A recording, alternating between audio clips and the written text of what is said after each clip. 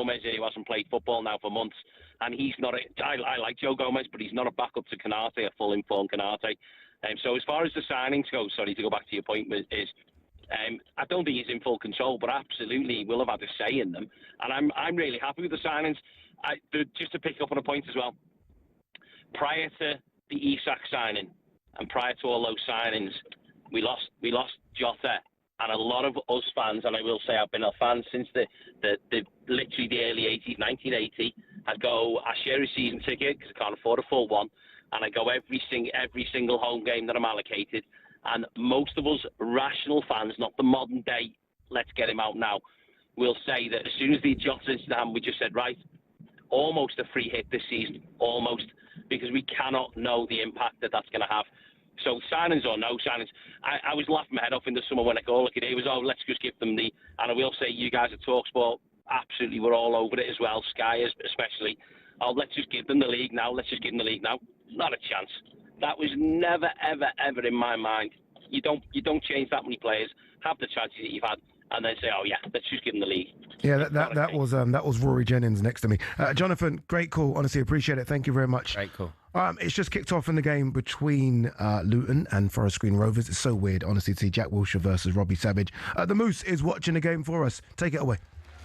Yeah, been playing nearly 2 minutes. It's Luton 0, Forest Green 0. In fact, Luton almost scored from their first corner. Jack Wilshere, twice a winner of the FA Cup and twice a semi-final loser, was Robbie Savage. The team news: Luton made 2 changes from last week's win at Northampton. Jordan Clark's injured and Gideon Kadura drops to the bench, so Isaiah Jones and Jake Richards come in for them. As for Forest Green, 4 players who played for Robbie Savage at Macclesfield: Pemberton, Kingi, Etaluku, who makes his debut, and Lauren Mendy, who's the skipper, have all started in their team tonight. 2 and a bit gone. It's Luton 0, Forest Green 0. Thank you very much, Moose. Will be keeping us updated throughout the evening as to when the goals go in, and we think goals will go in. But up next, we are going to continue to take your calls. We are talking Liverpool. Again, a disastrous run for Arne Slot's men. The champions have lost 6 of their last 7, and we want to hear from you, Liverpool fans. 03717 22 3344.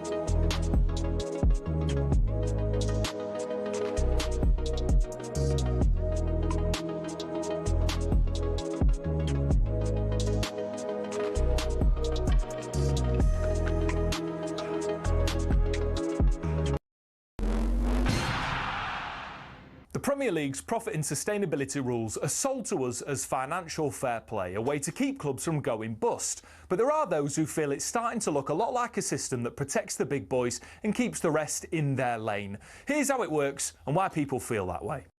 So clubs can only lose 105 million quid over 3 years, which sounds fair, but here's the kicker. Your limit includes how much you earn. So if you're one of the traditional top 6, you've got massive global revenue streams and you can spend way more while still technically following the rules. Meanwhile, ambitious clubs like Newcastle, Villa or Forest, well, they're bringing a knife to a gunfight. Newcastle might be backed by Saudi billions, but they just can't splurge the cash. Their commercial income isn't there yet. Last season, they won their first domestic trophy since 1955 and qualified for the Champions League, which you'd think would be a great springboard for them to go on and start building a team to challenge at the very top. But because of PSR restraints, they couldn't break their wage structure for a new Alexander Isak contract, and look what happened there. So what's the solution? Well, either loosen the reins so ambitious clubs can spend within their means, or cap spending based on something other than revenue. Otherwise, we're just watching the same 6 teams swapping silverware most seasons, and that, folks, ain't what the Premier League was built on.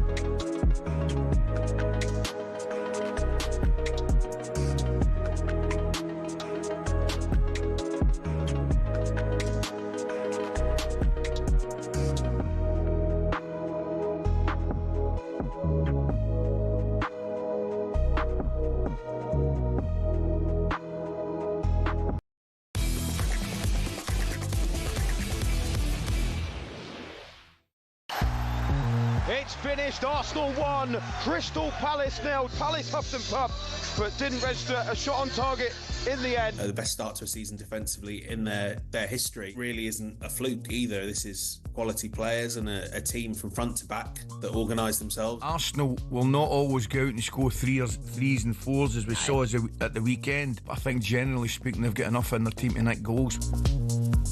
Good, aren't they? Very, very good at the moment. Arsenal, top of the league. Again, favourites for the Premier League, favourites for the Champions, favourite for everything.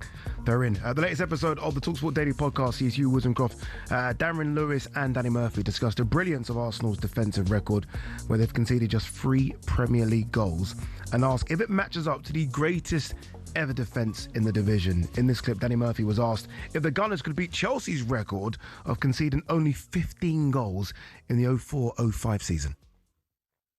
No, I don't think so. I just think that with all the other, with the bigger Europe, there's more European games now where they're going to have to be at it midweeks as well. The quality they're coming up against that teams have in the Premier League in forward areas now, it's, of course there was quality back then, but this is, 15 is ridiculous. But you know what? Look, he's right. They won't concede. I mean, Arsenal are going to concede more than 15. Arsenal conceded 34 last season, so it would be incredible to reduce that number to 15. But I don't agree with him in terms of the quality that they're coming up against. The quality that Chelsea would have come up against in 04-05 is better than the forward lines in the Premier League today, I think. Yeah, I agree with that. I think that the quality that Chelsea had to come up against was outrageously better. Yeah. The calibre of centre forwards that were playing when Danny Murphy himself was playing. Incredible. The standard midfielder, just the standard footballer was better then. I definitely Just the goal scoring midfielders. Yeah. Who's the goal scoring midfielder in the Premier League? I completely agree. There's no doubt that in 2005, the centre forwards that you were facing in 2005 were so much more threatening than the centre forwards that you're playing today. But that doesn't take away from the achievement. The first thing I think is very important to acknowledge here, though, Ade, do you agree with this? It's only relevant if they break the record, if they win the league. So, for example, if they don't win the league, even if they do concede less than 15, it's almost irrelevant. But there's no way that they only concede 15 and don't win the league. I kind of agree with you, but just I let me tell you this story, and I don't think you'll know it. You tell me if you already knew this. How dare you assume I don't know this story? How dare you? It's quite unknown. This better be a very rare story. Well, look, the year that Manchester United won the treble. Yeah. The focus of that year, it's Ryan Giggs running around Villa Park with his top off. It's what Teddy Sheringham and Ole Gunnar Solskjaer did in Barcelona. It's Manchester United winning a treble. That is what the year is all about, right? In that same year, did you know that Arsenal that season only conceded 17 goals? I didn't know that story enough. Okay, so the reason I'm telling you that rather boring, convoluted story is because it only matters if you win the league. Yeah, okay, fair. So basically, Arsenal that season were truly amazing at the back. They only conceded 17 goals, but it counted for absolutely nothing, and no one even knows or acknowledges it anymore.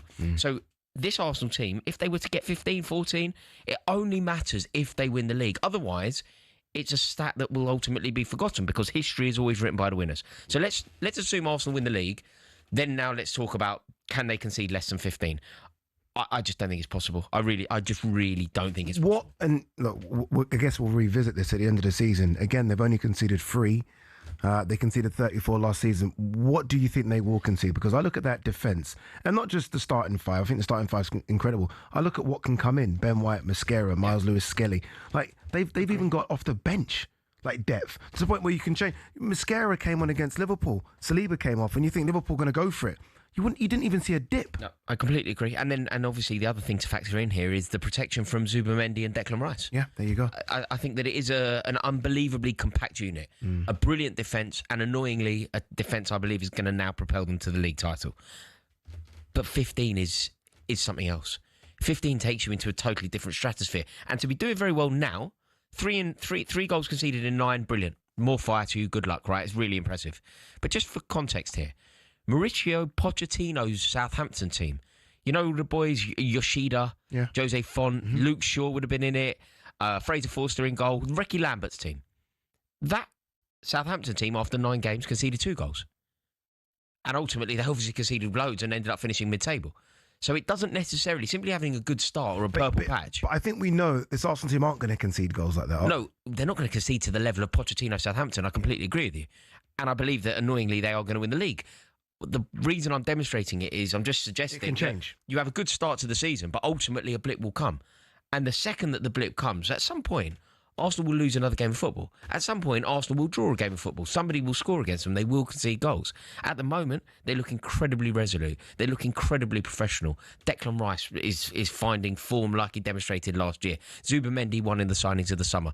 Mosquera to demonstrate the depth, brilliant. Calafiori, probably the best left-back in the league this year. You are absolutely right. I'm just saying that you've not mentioned the goalkeeper. It's a long, arduous season. As well. And look, if Arsenal's season goes well, look how it's going. Fairly soon, they could quite easily end up playing Chelsea in a 2-legged semi-final of the League Cup. They then have to marry the League Cup run up with the Champions League run, up with the FA Cup run, up with the Premier League campaign. You know. Part of me, obviously, look, again, this is a conversation we'll revisit later, but looking at the team that they put up against against Brighton, they rested like 90% of their first 11. They've even got a squad. It does remind me a bit of the Wenger days when you used to see Phil Walker off the in the Carabao Cup. Fran Moredo, David Bentley players. David Bentley scoring goals for win. You're like, who are these? And I feel like they've built them, and they're all big as well. Yeah, they all seem to be. He's definitely bought into the physicality, hasn't he? 100%. Like Mikel Arteta has definitely bought into the physicality. I think it was kind of borrowed from Pep Guardiola, and that was a ridicule towards Wenger in his latter years. Like when it became very Santi Cazorla. Everyone's like, they're too small. Now you look, everyone's 6 foot and above. Yeah, no, look, they're an excellent team. I'm not really contesting that. I'm so sure in the knowledge that they will concede more than 15 goals in the Premier League. You heard Danny Murphy speaking about it there. Ultimately, all it really takes, Ade, is a slight blip. It takes 2 games, and suddenly the record's in real threat. You play 2 games, or you play 3 games, 3 games in a week, and you can see 4 goals in those games. And then it changes. Suddenly everything's changed. Yeah, who would have known Liverpool would have gone this far off a cliff as well. Talking of Liverpool, let's quickly go to the finals. I want to quickly sneak in one call if I can. Michael's been waiting patiently to have his say. Michael, what's your thoughts on what's happened to Liverpool? And a quick word on Arsenal. Do you now consider that they are favourites? Oh, definitely. They're definitely favourites. The squad depth is phenomenal. And even if this 15-year-old kid, Diamond, 15-year-old, that's ridiculous. But anyway, that's Arsenal. That's no important. Liverpool, nightmare. I was saying to your boy, I think I know it's going to be controversial, but I think when Ekitike came in, hit the ground running, he's been fantastic. They shouldn't have went and got Isak. I think they should have possibly went and got another striker, maybe a 60-70 million pound striker who can play back up to Ekitike. Spent a wee bit more on Gehi and possibly looked at another CDM, because Gravenberch is phenomenal, but we don't have a backup. It's hard to complain about squad depth when they have spent 500 million, but if you look at the defence in the midfield, that's where our squad depth is an issue. Attacking, we've got loads. Chiesa should be starting, in my opinion. I don't know what he has to do to get a start. You know what scares me, Michael? Isak and Ekitike are exactly the same player. So it isn't like, when it was Darwin Núñez, Jota, Chiesa last season, you almost felt like, well, they're all kind of different anyway, in their own weird way, all play different. I look at Ekitike and Isak and I think, they're exactly the same. They're very, very, very similar. But I'd say Ekitike does more for the team. I'd say he does a lot. Well, so far he's shown that he's done more. I know Isak isn't necessarily up to speed, but he's not done anything. Isak's not done anything. Not shown any glimpses of being the player that we thought 130 million was going to get. Ekitike is going to lead that line. He'll score us the 25 goals in the season. That we need the 30 goals. I think a little bit. We need a centre back. Wait, Mike. So are you telling me if both fit, 100% fit, like obviously Isak's got his niggles, you're telling me you're starting Ekitike over Isak? Based currently on what I've seen, yeah. Oh. I think Ekitike. I think he's deserved it. I'm not saying it's an easy choice, but I think he's deserved it. He's shown that he can lead the line. Whenever he started, I mean, I don't think it's a goal game, but he's not far off of it. He's done well. I know he obviously got sent off for being a wee bit stupid in the League Cup, but for me, I think he's starting. I think it would be harsh to drop him. What else does he need to do? He's going in and he's doing his best. He's scoring. No, you're right. I agree. He needs to be getting minutes right now. I appreciate the call. Thank you very much. All right, let's get an update as to what's going on in the FA Cup game between Luton and Forest Green Rovers. The move. What's going on? Any goals yet? No, 17 gone. Luton 0, Forest Green Rovers 0. In fact, not too many chances. Best effort of the game, actually, was for Forest Green. Ball on the right-hand side, cross to the far post, and it wasn't turned into the net. It was turned back across goal by Bayabu, but there wasn't a Forest Green player in the 6-yard box. You promised us goals, Ade. I hope you're right here. Otherwise, there's extra time and penalties, and you'll stay on for them. It's Luton 0, Forest Green Rovers 0. And it better be goals, actually, because I've got a train to catch at 10 o'clock. All right, shortly we are going to be building up to an absolutely massive game as Spurs host Chelsea tomorrow. But up next, we are going to be looking ahead to tomorrow night's big fights over on talkSPORT 2. Joshua Boazzi takes on Zach Parker, a big battle in Manchester.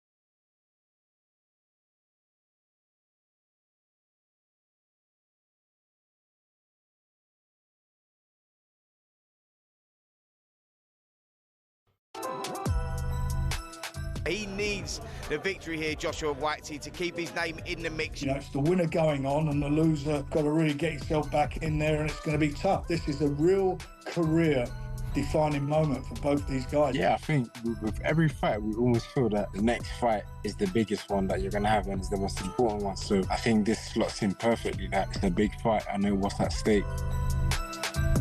Loads of boxing at the moment. If you're a boxing fan, this must feel like Christmas because it feels like there's a big boxing event every single week. Obviously, last week we had the craziness at the O2 Arena.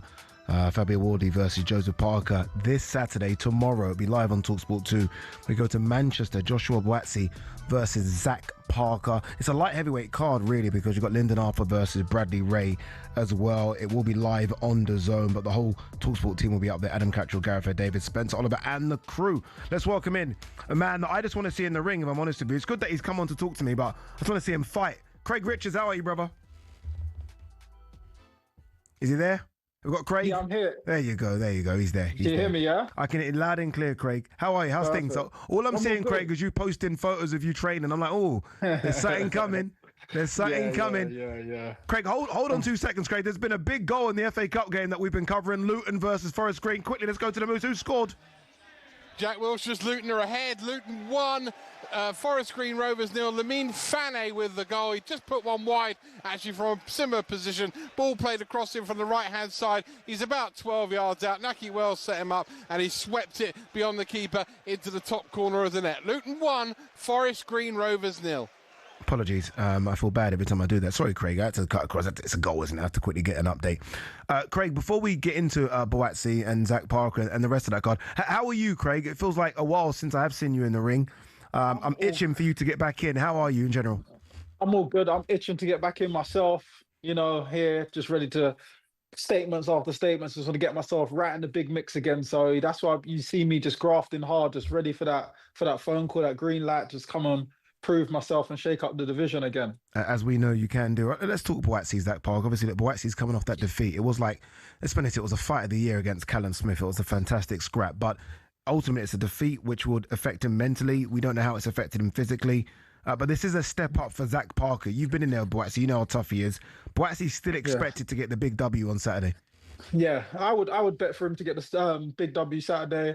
I'd probably bet him to get the stoppage as well. I think Buatsi is a great operator. I think Callum Smith is a great operator, and I think when you get two good operators in the ring, someone has to win, someone has to lose. So yeah, I believe Buatsi will get the business done on Saturday. Can I ask you, Craig? I know there's so much to talk about going forward, but Joseph Parker versus Fabio Wardley last week. What are your thoughts on that fight? I thought it was amazing. I thought it was a really good fight. I thought it was great. Of course, the headlines got stolen with the stoppage everyone's been talking about. But outside of that, the fight was great. Both guys showed tremendous heart, punch power, resilience, and will to win in there. And it was a great fight, I thought. Well, what's your thoughts on the stoppage, Craig? Not to put you on the spot, but I mean, I think the majority initially said, no, that was unfair. Having watched it back, people are like, okay, a lot of unanswered punches. People have kind of changed their tune a little bit. Where are you on it? I'm kind of like, I would have liked to see it go on a little bit longer to see what had happened. You know, both men was tired. You know, I think Joseph Parker just threw two back. Then he got caught with a shot. I think Fabio threw about 3 shots after that. I think 2 was blocked. He was still seemed aware and looking at the guy, even with a stoppage. And we both knew both guys was tired at the time. It would have been good to see how the story ended. But of course, congratulations to Fabio. We got the win. You know, sometimes you get that good rub of the green, good victory. A lot of people doubted him before the fight, and he went out there and showed the level of himself. If the stoppage was premature or not, I think he showed that he had more than people expected him in that fight. 100%. You must be excited, Craig, about what's going on in the light heavyweight division. It's always been busy and stacked in this country, but I feel like in the last 12 months, we've now added Ezra Taylor, Louis Edmondson's now a name in the division, Ben Whittaker. Everyone very excited about Ben Whittaker, who fights Cavazzi November 29th. And you're there. You're there, Craig. Yeah. You lived a life. Of course. You know what I mean? Like, I almost feel like nowadays fighters can go on and on and on a bit deeper. You look at the 2 pound for pound number 1 and 2, 38 and 39. So it's not a case of you get past 30 now and all of a sudden you're on the downhill slide. You're not if you can live the life. You must be excited about what can happen if you get through your next few fights. Yeah, 110%. You know, for me, I feel like time and time again, I've proven the sort of level I can be at. And, you know, boxing fans and the sport can be quite fickle. You have one bad off night. You know, I tried a new system.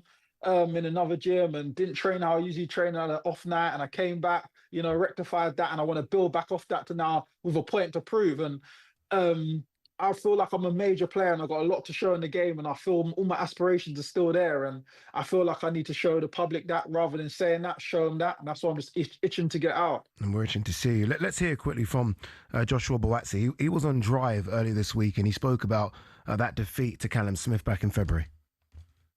Yeah, I think with every fight, we almost feel that the next fight is the biggest one that you're going to have and is the most important one. So I think this slots in perfectly that it's a big fight. I know what's at stake. And I tell you, the pressure that I put on myself and my team puts on me, that's more than what the media and the outlets put on me, So, and it's a big fight. There's no other way to describe it. And there's a lot at stake. Yeah, there is a lot at stake for Joshua Boakye. Big favourite to beat Zach Parker, and I guess the rewards are out there if he does win. There is a lot of talk about him getting in that mix with Bivol, Benavidez, Morale, Callum Smith again. Who knows? Did that surprise you, the defeat to Callum Smith back in February? Yeah, two good operators. I was tipping for Boakye to win, but it wasn't a foregone conclusion because Callum Smith's no mug. So it was a 50-50 fight, but I was edging towards Boakye, if I'm honest. Another fight, chief support, Lyndon Arthur versus Bradley Ray. I think Lyndon Arthur's looked good. I thought he looked really good against Anthony Yard, even with defeat, but there were moments in that fight where I thought he could win. How do you expect that to go? Lyndon Arthur, favourite maybe? It's hard because, even the last fight with Lyndon Arthur, he boxed very well and then he kind of just threw it away in the end for himself. He just I don't know, just not gave up on the game plan, but he just kind of just let himself get overwhelmed, and obviously Yard stepped up on him. Brad Rays, we saw him against Shakan Peters. He will bring the heat. He'll be on him all night. So if Lyndon can do Lyndon for 12, I think you'd favour him. But if he does fade off, Brad Rays will come and he's going to bring the heat to him. Craig, the camera's on to you now, so you can't lie. If I ask you this question next, you can't lie to me, Craig, because I can tell when you lie. The eyes blink a couple of times. Are we going to Ghana in December? What are we doing, Craig? I'm here in the room. I'm here. Someone's telling me to get my Nigerian passport out, Craig. Are we going Ghana or not? It's a very strong talk, some very big possibilities there. That's the front runner right now. And hopefully that goes over the line. But that's definitely what we're looking at right now. And obviously, you probably hear the rumours, the name. Yeah. Who's the front runner right now? Very good fight, I think. For me, not because he's an easy fight, but he's a good household name and he's proven. So I believe it's the sort of fights you need to get yourself in the mix. Good oppositions that people know about and respect for you to go and get them wins to push yourself to move forward. Yeah, just to add a bit of context to this. So the rumour that I'm trying to get Craig to confirm is that Craig could possibly go to Ghana 20th December. And I'm not going to say who he's going to fight, but it's a good name. But I don't want to get sacked, basically. Let me not reveal everything. But fingers crossed that does get announced. 20th of December. Looks like we all could be going to Ghana. All right, thank you so much, Craig. So tomorrow night, Joshua Boakye makes his Queensbury debut against Zach Parker, who's on a winning streak since losing back in 2022. Watch this Saturday, live only on DAZN.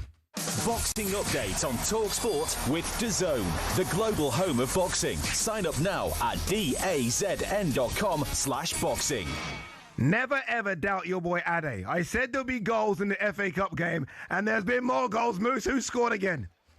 Luton 2, Forest Green Rovers 0. The League One side now easy clear. Jack Wilshere's team. They had a free kick about 25 yards out, right of centre. Cohen Bramble took it over the wall. Keeper should have made a comfortable save, but on Halloween, he's made a shocking error as he let it squirm away on a wet surface. And Naki Wells has poached to put the ball in the back of it. Half an hour gone, and it's a long way back for the National League side now. League One Luton 2, National League Forest Green Rovers 0.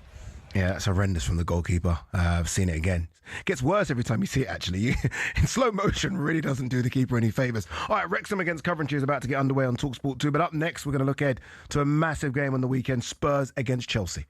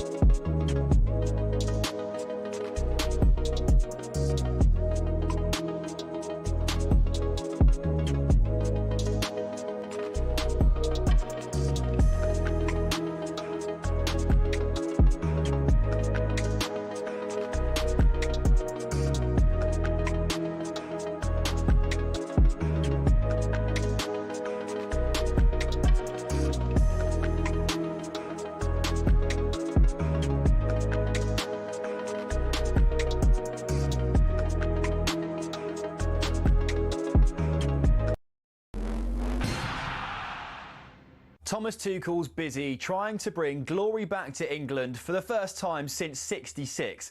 But how did he get here? Well, from the sleepy town of Krumbach via some giants of European football, here's his journey to Wembley. Sitting around 60 miles west of Munich, Krumbach's population is less than 14,000 people. But Tuchel's friends there remember a boy whose ambitions lay far beyond the Bavarian community. His will to win was evident early. Tuchel often captained his youth football teams, and his school side lifted the national German football trophy in 1987. The sport took the young defender on a whistle-stop tour of South Germany, from Augsburg to Stuttgart and then Ulm. A knee injury ended his playing career at the age of 25, though. Tuchel accepted his first coaching role in the Stuttgart youth setup in 2000, hired by none other than Ralf Rangnick. Under Tuchel's stewardship, the club's under-19s won their league title in 2005. But Stuttgart chose not to renew his contract, feeling Tuchel had an abrasive personality. He went on to manage Augsburg's second team before spending 5 years at the helm at Mainz. He then followed in Jurgen Klopp's footsteps and moved from Mainz to Dortmund.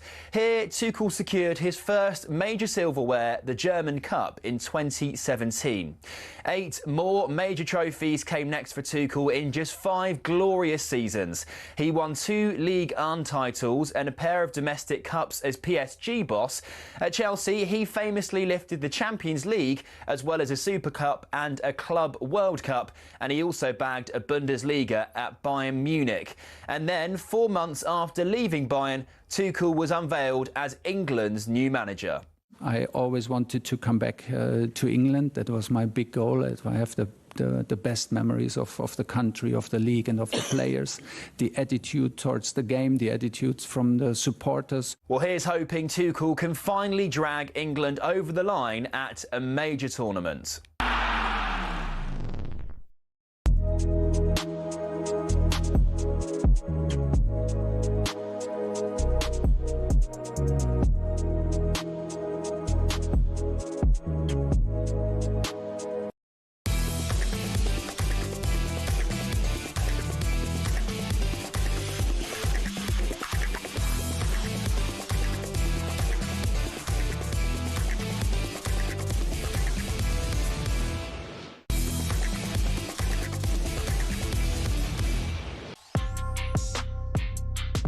It is a red card and it's gone to Robert Sanchez, the Chelsea goalkeeper. And the cheer you can hear is from the Brighton supporters because it is a red card for Trevor Chalobah after the VAR review. And Chelsea are down to 10 men.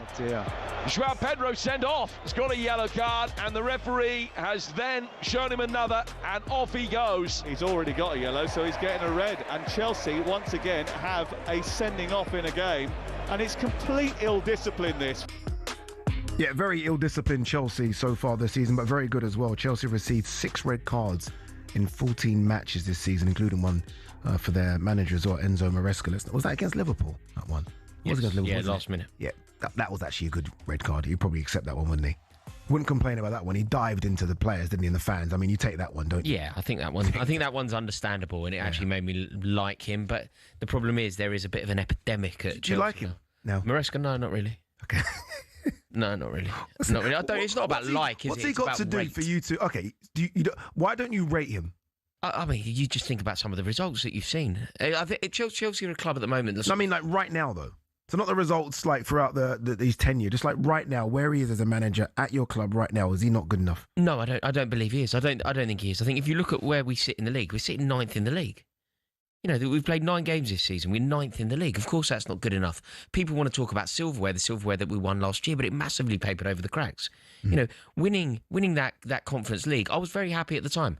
I wanted to win it, but we can't somehow pretend that moves the needle. Like, on the way to winning that trophy, we beat Shamrock Rovers.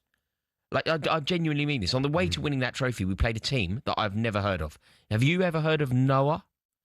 Yeah, he's over there. He takes the calls. There you go, right? Yeah. See what I mean? Like we're winning trophies, beating Shamrock Rovers on the way to the final, and people are going, "Oh well, he won silverware." It's like, wait, what? That isn't silverware. That isn't legitimate silverware. That doesn't actually move the needle for who he is and what Chelsea are supposed to be. And then people obviously want to talk about what happened in the States, and that's That's bigger, I think. Yeah, of course. That's bigger. Beating Paris Saint-Germain in the way that we did, winning silverware in the City. Yeah. But again, I don't think it tells the full story about who we are. And we're just so inconsistent this year. What about the discipline? Again, I said it, 6 red cards in 14 games. What's going on there? Are you just an ill-disciplined side? Is it just bad tackles, or is there a bigger problem? I think there's a problem with discipline, and I don't know if it's bad-tempered. Bad-tempered I can kind of rationalise. I don't mind somebody losing their head and getting sent off. I don't mind somebody putting in like a Ramirez, Michael Essien type tackle and just mistiming it and getting sent off. That isn't it. Every single time we have a player sent off, it seems to really cost us.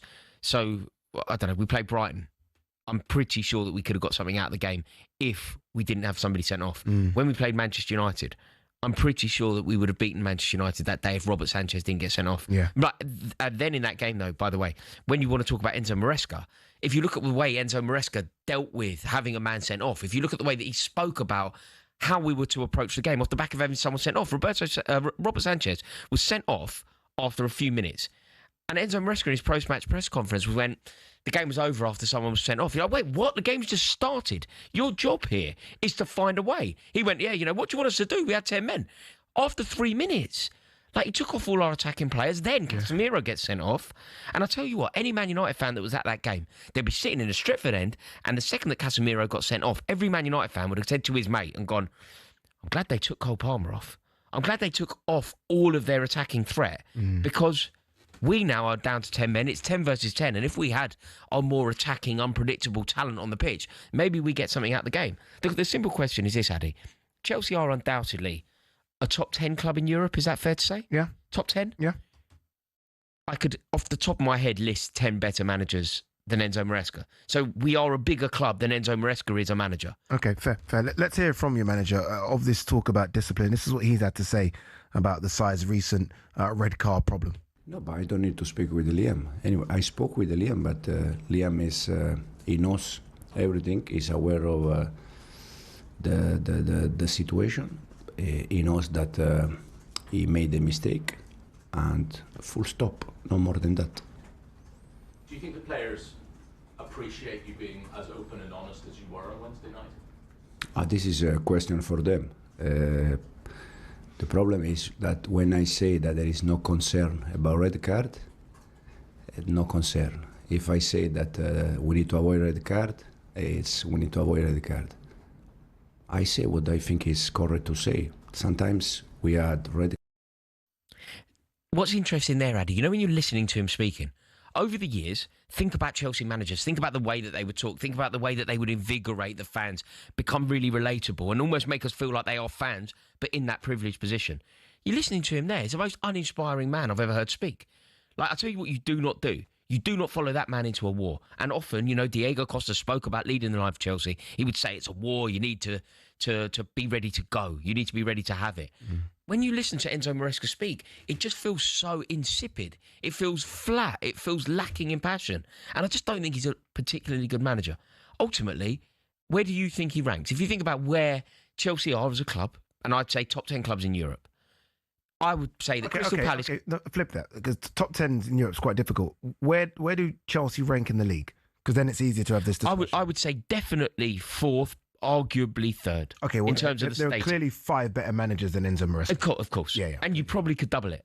You could probably say that there are at least 8 managers in the Premier League better than Okay, Enzo Maresca. is the Spurs boss better than him? Yeah, Thomas Frank's a better manager. Of course he is. Okay. Thomas Frank's a better manager. And do it with me, right? Okay. Thomas Frank's a better manager. Oliver Glasner's a better manager. Andoni Iraola's a better manager. Arne Slot's a better manager. Pep Guardiola's a better manager. Mikel Arteta's a better manager. Then it becomes trickier. Then you can start making arguments. Unai Emery is a better manager. Is Eddie Howe a better manager? Eddie Howe is a better manager. No, he's not. Is he? Eddie Howe. Is he better than Enzo? Yeah, I didn't think that one was a controversial one. Yeah, okay. So, Eddie Howe definitely. I mean, you can then start having conversations and I don't know. You go. Is Hertzler better than Maresca? You could argue probably not. Good manager. Yeah, he's a good manager, but probably not. Then David Moyes. Then it becomes a conversation about stylistically. Is David Moyes a better manager? In fact, of course he is. When I asked this question at the start of this section, I genuinely thought you would have said, starting to get around to him. Starting to based on what though, Addy? What have you seen from like our last result was losing to Sunderland at home.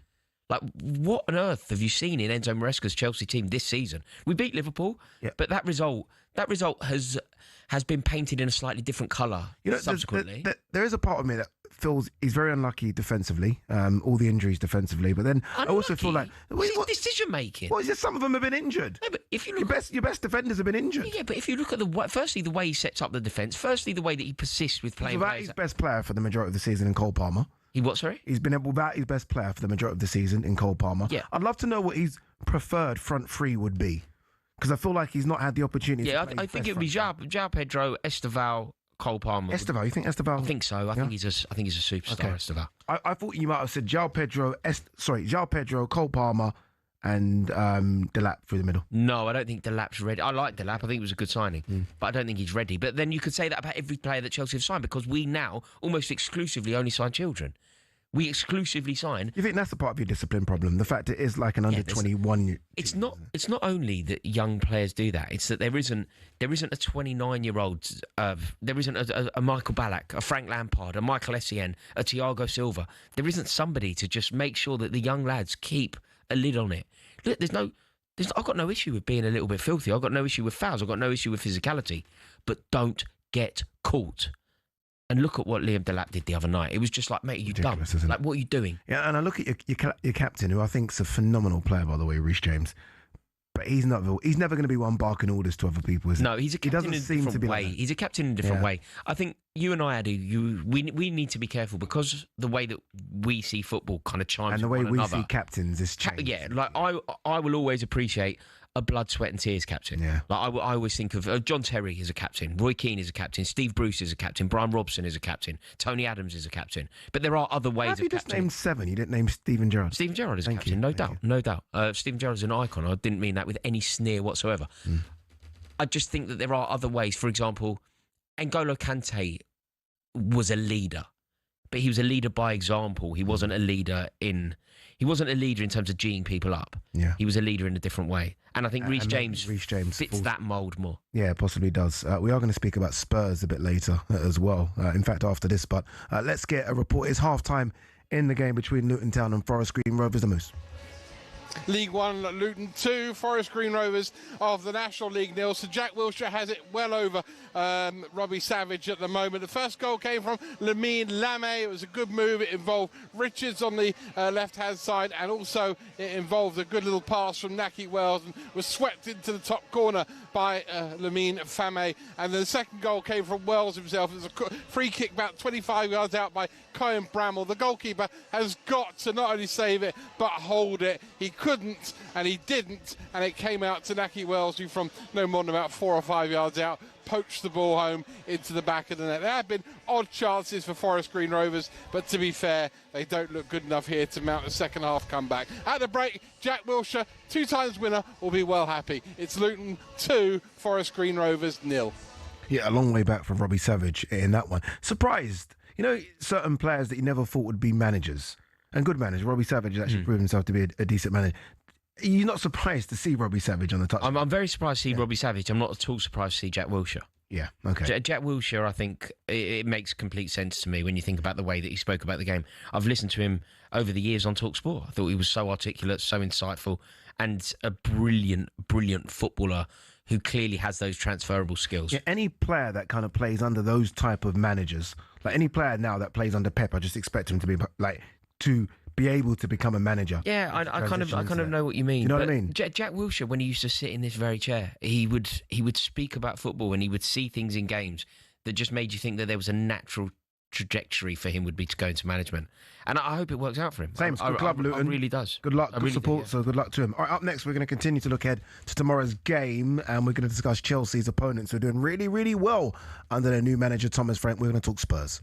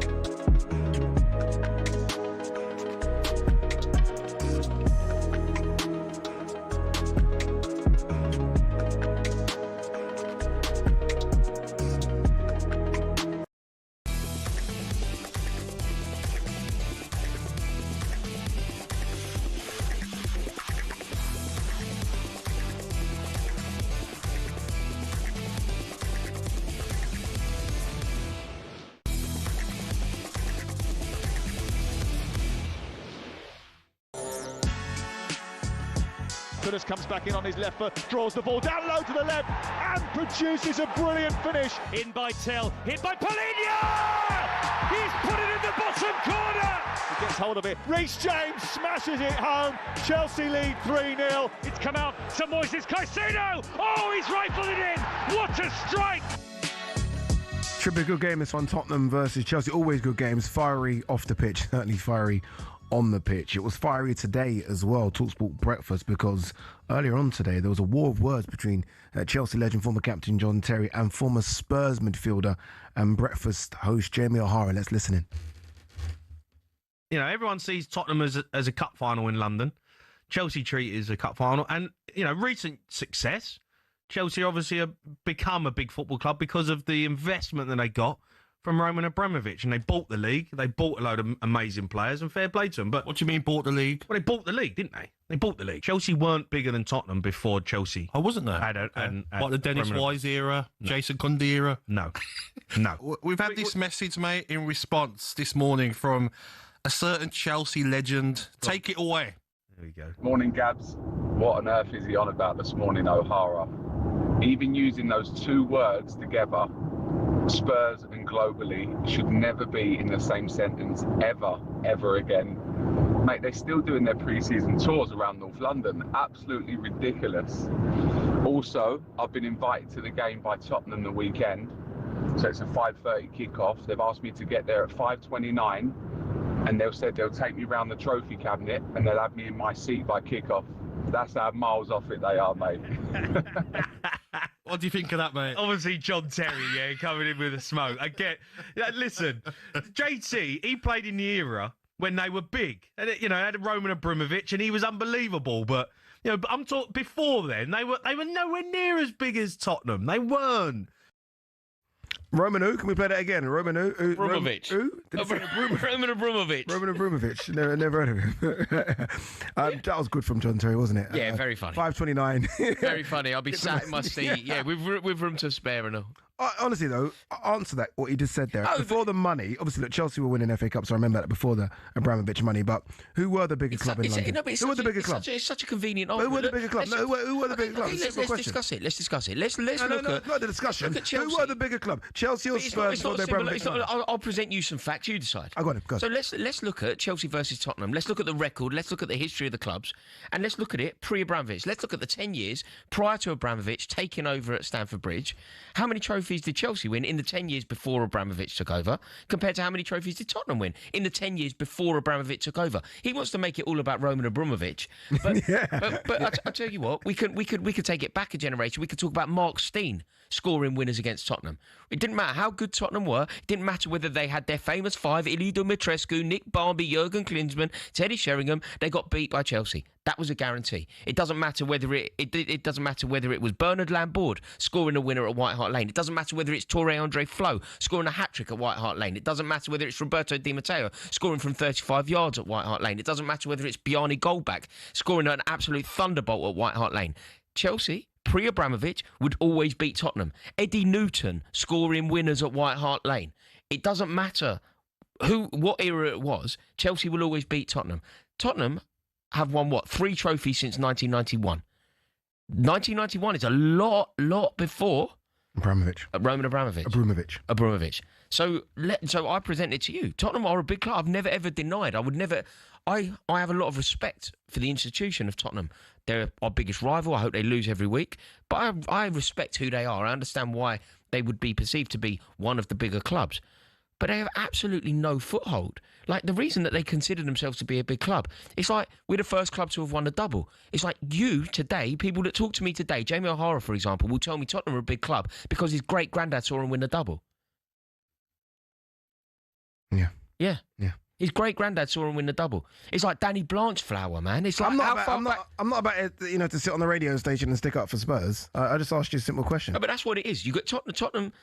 It's 2 League Cups and the European trophy they won under Postecoglou. Are you worried about them now? 2 League Cups. Are you worried about them now? One sec. We're not looking at league titles. We're not looking at European top-tier silverware. Since 1991, you're looking at 2 League Cups and the Postecoglou Trophy against Man United. 3 trophies, 2 of them being League Cups, since 1991. It's not great, is it? No. And then you tell us that you're a big club. You tell us that you deserve this and that. You tell us that you deserve a seat at the top table. Based on what? Based on what? How many teams have won the league title since Tottenham? Like, just for the record, Arsenal have won the league at Tottenham more than Tottenham. Arsenal have beaten Tottenham at Tottenham's new ground more often than Tottenham have beaten Arsenal at the Emirates. Tottenham went 27 years without winning at Stamford Bridge. 27 years without winning at Stamford Bridge. A lot of that 27 years was pre-Abramovich. Where does the... we're going to hear from, or we're going to talk about Thomas Frank in a bit, because I think everyone's waiting for us to do that. Where does the Tottenham-Chelsea thing come from? Because, obviously, look, West Ham and Chelsea, in terms of close proximity, they're there. Arsenal. Why Tottenham-Chelsea? Tottenham-Chelsea... Seems to have a bit more fire. Look at you. You fired up. You're sweating. Your armpits, everything. I can see it. Like, why are you fired up? They're our biggest rival. We sing about them every week, and it is undoubtedly the most hostile. Yeah. It's the most hostile game that you go to. Like, I honestly, one of the most intimidating, and generally speaking, when you go to football in this country, I think it's fairly sanitised, and that's been the case for the vast majority of my life. White Hart Lane certainly wasn't that. No, I remember we drew 4-4 with them. We drew 4-4. Joe Cole had the game of his life. Joe Cole was absolutely unplayable, but it was a terrible result for us. It ultimately ended our chances of winning the league. Dimitar Berbatov. It was a ridiculous time, a ridiculous game. It finished 4-4. Coming out of that ground, I've never known anything like it. Like, they were waiting for us I got back to Liverpool Street and there were more of them waiting for us at Liverpool Street. Like, what is going on here?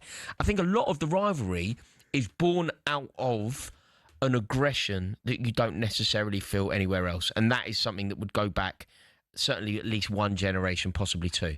There is a real rivalry on the terraces that seems to bleed into the pitch. Think about the games. Think about the hostility on the pitch. I love this type of conversation. Are there a lot of Tottenham fans and that view this bigger than they view the North London derby? I think they will always dislike Arsenal. They will always have a rivalry with Arsenal. But I think a Tottenham fan would have to qualify this for me. But I think the rivalry with Arsenal is softer.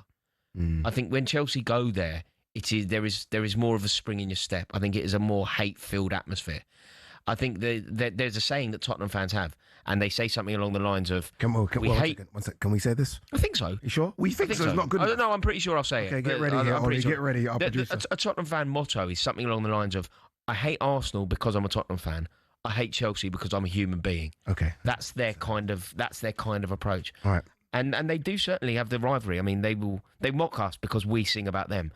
But I know a lot of Tottenham fans who really prioritise Chelsea. All right, before this turns into the episode of Football Factory, let's talk about the manager. This is what Jamie Carragher had to say in the Telegraph. He said, managers who take over a side, fourth bottom of the Premier League, and guide them into the top 3 within 5 months would normally be held as a messiah. But Thomas Frank is yet to receive such adulation. Why is that? Because he's right, isn't it? They've done well in Europe under Thomas Frank, who isn't a manager that has much European experience, only a brief time at Brøndby. And he's come in, look, there was some pushback about him getting the job because some fans wanted Ange Postecoglou to stay on because they won a trophy. He's done so well with the Spurs side, but he isn't getting the plaudits that we hear about Oliver Glasner getting and Andoni Iraola getting. I don't think we quite hear that with Thomas Frank. No, but we will. I mean, I don't like saying this, but the facts, in my opinion, are that Tottenham have finally got it right. You know, with the appointments over the years, I feel like they've finally got it right. They finally made the appointment that they needed to make. Like, I was always sure that they kept getting it wrong. Like, even when it felt like they got it right on some level, you know, when you go, Jose Mourinho, I kind of knew that it wasn't going to work because Jose Mourinho's philosophy doesn't chime with the way that they see the game. Very volatile as well. Also, their fans see the game in a very particular way. The Tottenham way. But does he do that way? Does he, like, when I think of Thomas Frank, I don't see a way of football. No, sorry. I'm using that as an example to say why I knew it wouldn't work with Mourinho. Sorry. And I also think that ultimately, the second that it went even slightly wrong for Mourinho, Tottenham fans were immediately going to go, he's Chelsea. Like, the Chelsea thing will massively have a problem. Of course, yeah. And that would be the same with Antonio Conte, by the way. Again, his philosophy doesn't chime with the way Tottenham fans see the game. So various managers you kind of knew wasn't going to fit in there. And that's been the case throughout until this one. I feel like Thomas Frank, what they did in the summer is they made a very educated decision. They sacked a proven, dreadful Premier League manager in Ange Postecoglou, and they appointed a proven, excellent Premier League manager in Thomas Frank. I like him because he comes in with no airs and graces. You don't feel like you get a big... There's not a big package with Thomas Frank. He doesn't come in and you feel like he's going to be so much upheaval. Like, I am the great one. I am the best. He's just a very, very good manager who's been able to get a tune out of players that we didn't really know about. Like, look how many players in his tenure at Brentford. Look how many players have come through, and you're like, never heard of him before, and all of a sudden they're big players. Yeah, he's been able to do that. I agree. Look, he's just undoubtedly, like, non-negotiably. You can't even debate it. He's just an excellent manager. That's what he is. And I think Tottenham have finally got it right. I think they made some excellent signings in the transfer window. They brought in players that they needed to bring in. Not necessarily the more glamorous players, not necessarily even players that chime with the way that the fans see the game. Just clinically proven good footballers who elevate team. Palhinha, for example. Good player. Just good player. Obviously a good player. Yeah.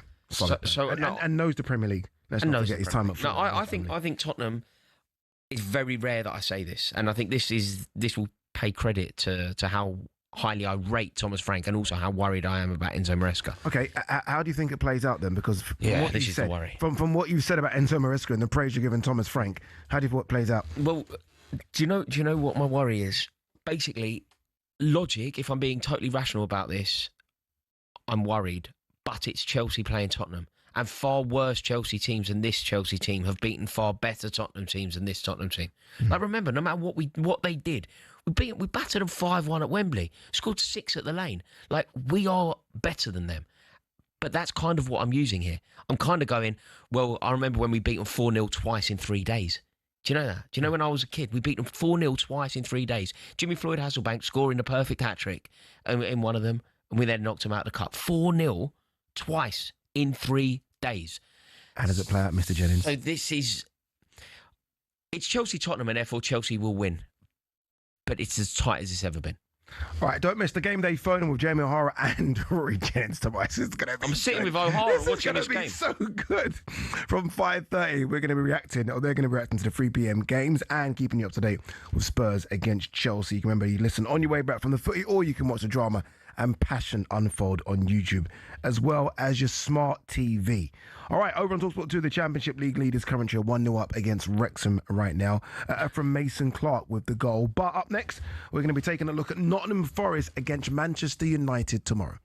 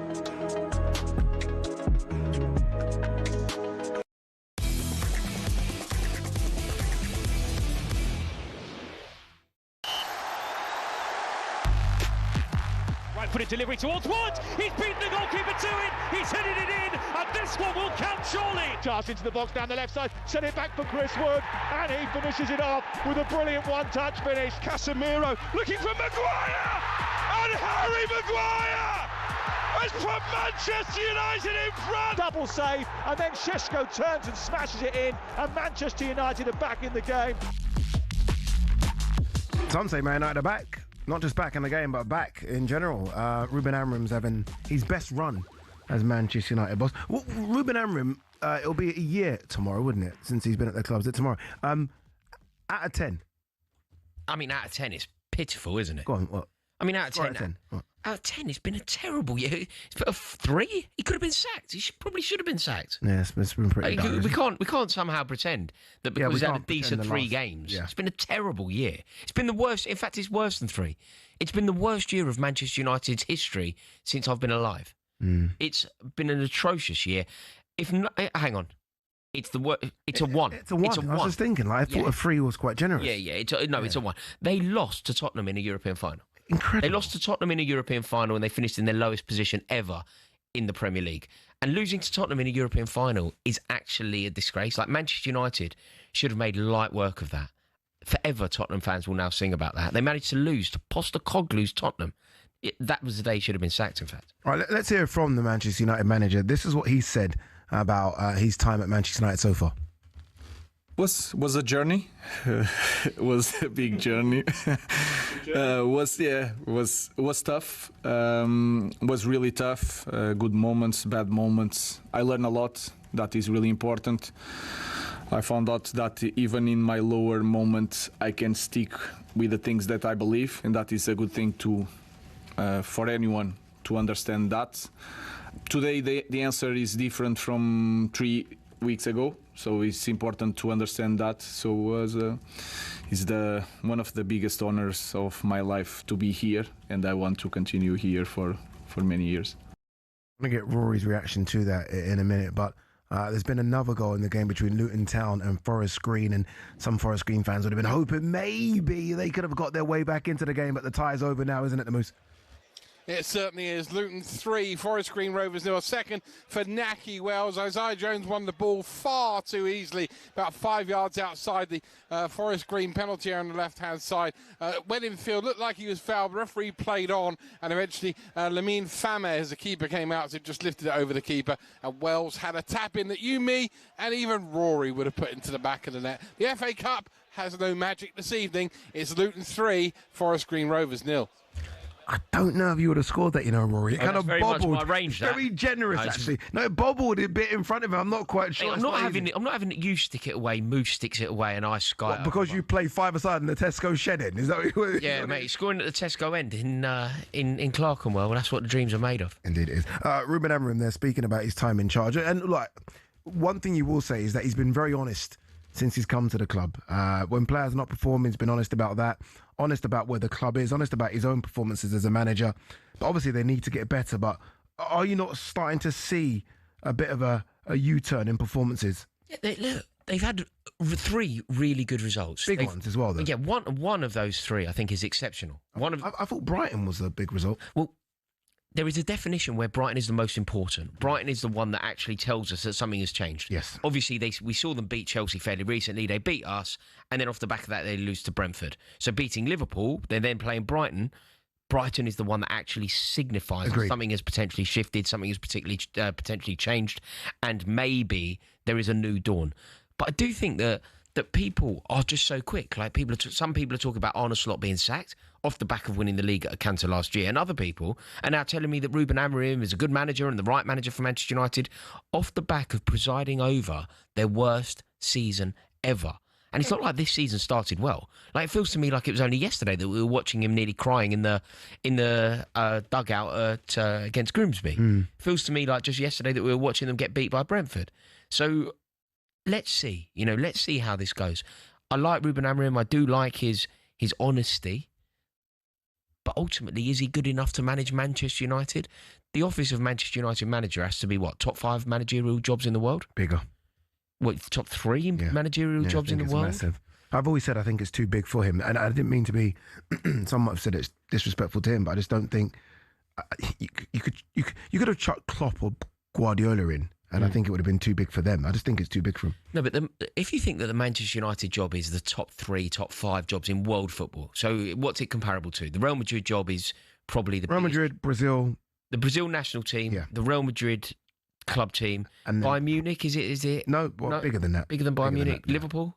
Probably bigger than that. Bigger than that, and because you're following Sir Alex Ferguson, so all of a sudden it's even it's beyond. So much bigger. So if it's that big a job, surely the manager that they get in charge has to be one of the best managers in the world. Nobody on no scale would suggest that Ruben Amorim is anywhere close to being in the top. I just think that they hoped that they had found something, right? And almost a diamond that they could polish. And maybe they can. Maybe he is that guy in a couple of years' time, but you don't get no time at United, especially when they do spend the money, especially when he's stuck with a formation that everyone thinks is silly.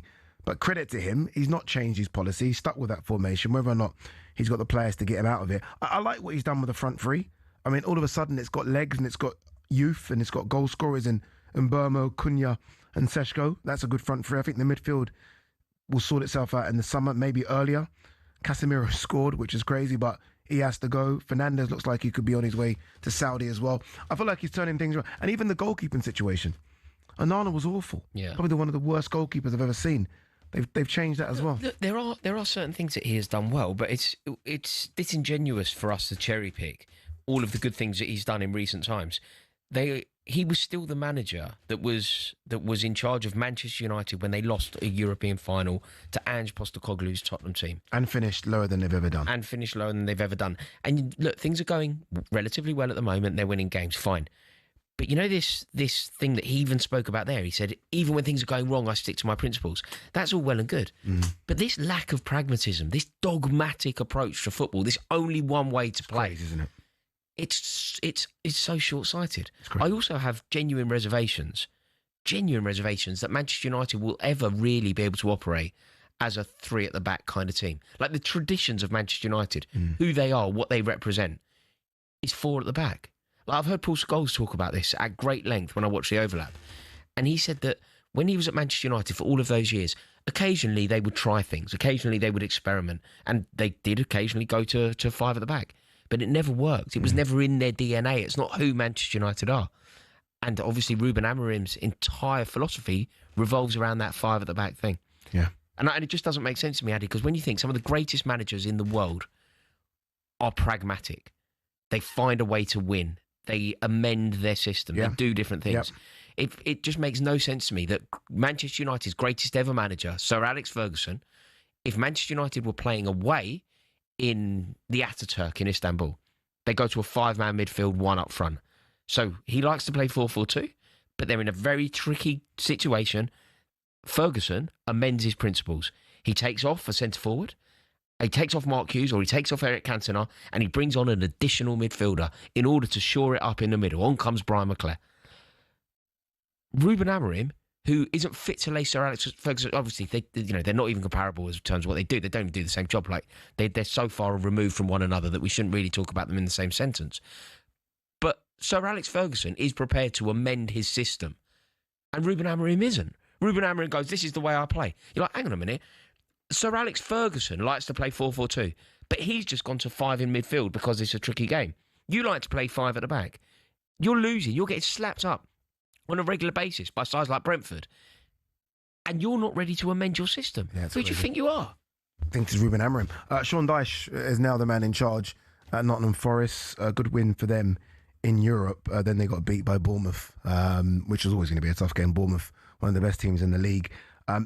Big game, this one, for Sean Dyche. Look, I mean, no one's going to start saying anything about Sean Dyche if he loses this game, but Nottingham Forest as a club need to start winning games. I feel like there are some Forest fans, and look, they come on here, we speak to them, are very, very nervous now about where this club will be at the end of the season. Bear in mind how good they were last season. They just need to start winning games. And they'll look at United and think, okay, one second, this is still a team that, if it does go wrong, it goes wrong very quickly. Sean Dyche will be a man that can amend and will change his side, bearing on who comes to the City ground. Big game, this one, for Sean Dyche, I think. I mean, it's absolutely massive for Dyche because they need to start winning. And you're right, but I think you're right, but I think you and I disagree here a touch, because I don't think the Forest fans should start to be worried or start to countenance the possibility of going down. I think they're going down. They've been abysmal this season. It's a very unsteady club. There's so much clearly wrong with it. They overachieved massively last year, and ultimately, I think that they are in a terrible, perilous position. There will be no surprise to me if Nottingham Forest go down. All right. Have I spoke too soon? There's been another goal, raining goals in the FA Cup game between Luton Town and Forest Green Rovers. Forest Green back in it, the Moose. Luton 3, Forest Green Rovers 1. The National League side have a goal. It might only be a consolation. Good goal too by Tom Knowles. Picked the ball up on the left-hand side, cut back inside onto his right foot in the penalty area. I think he's aiming for the far corner, and it might well have got a really good deflection of Teden Mengi to go beyond Josh Keeley into the back of the Luton net. Love to see it again from a different angle. Might go down as an own goal in the end, but I hope they give it to Tom Knowles. I think it's a consolation, Addy. You think it's a comeback. We shall see, my friend. Luton 3, Forest Green Rovers 1. What do you make of Forest Green Rovers' shirt, by the way, Mr. Jennings? I'm not a huge fan of Forest Green Rovers generally for many reasons. Okay, we shall move on very quickly. All right, when we come back, Too Good, Too Bad.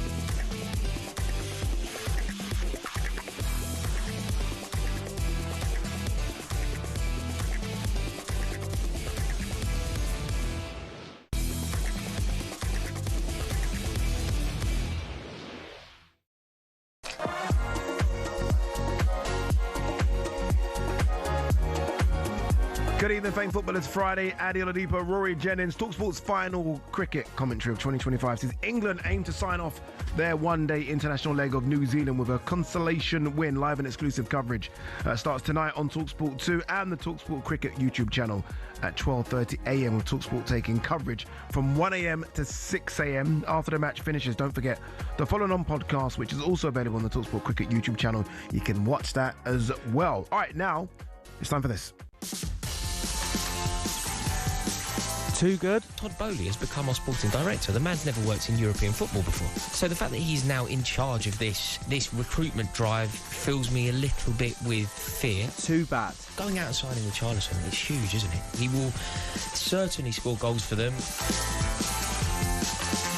You know what, yeah? I don't think I've listened to that properly. That Richarlison one. That's such a bad take. Get out of it, It's you. such a bad take, isn't it? Get out of it. Richarlison will definitely score goals. He's probably scored 10 for Tottenham since he's been there. So I was right. So he did score goals. Yeah. All right, too good, too bad. With me and Rory take it in turns to pick out one player we're looking forward to see play this weekend and another one who needs a performance before that. There's been a penalty in the game between Luton Town and Forest Green Rovers. Which way is it gone? Luton 3, Forest Green Rovers 1 midway through the second half. Penalty to Forest Green Rovers. Harry Whitewell was brought down inside the penalty areas. And Kyle McAllister has the ball on the spot. 3-1 could soon become part of a comeback to 3-2, which it has. He's buried it in the bottom left-hand corner. Luton were home and hosed. Not anymore. It's getting spooky here. Luton 3, Forest Green Rovers 2. Now, I told you, boys, you got to listen to what Uncle Ade says. I said it's game on. It's game on. It really is. Loads of time left. This could be it for Robbie Savage, isn't it? He wins this one, he'll probably get United job. All right, Rory, looking forward to seeing this weekend.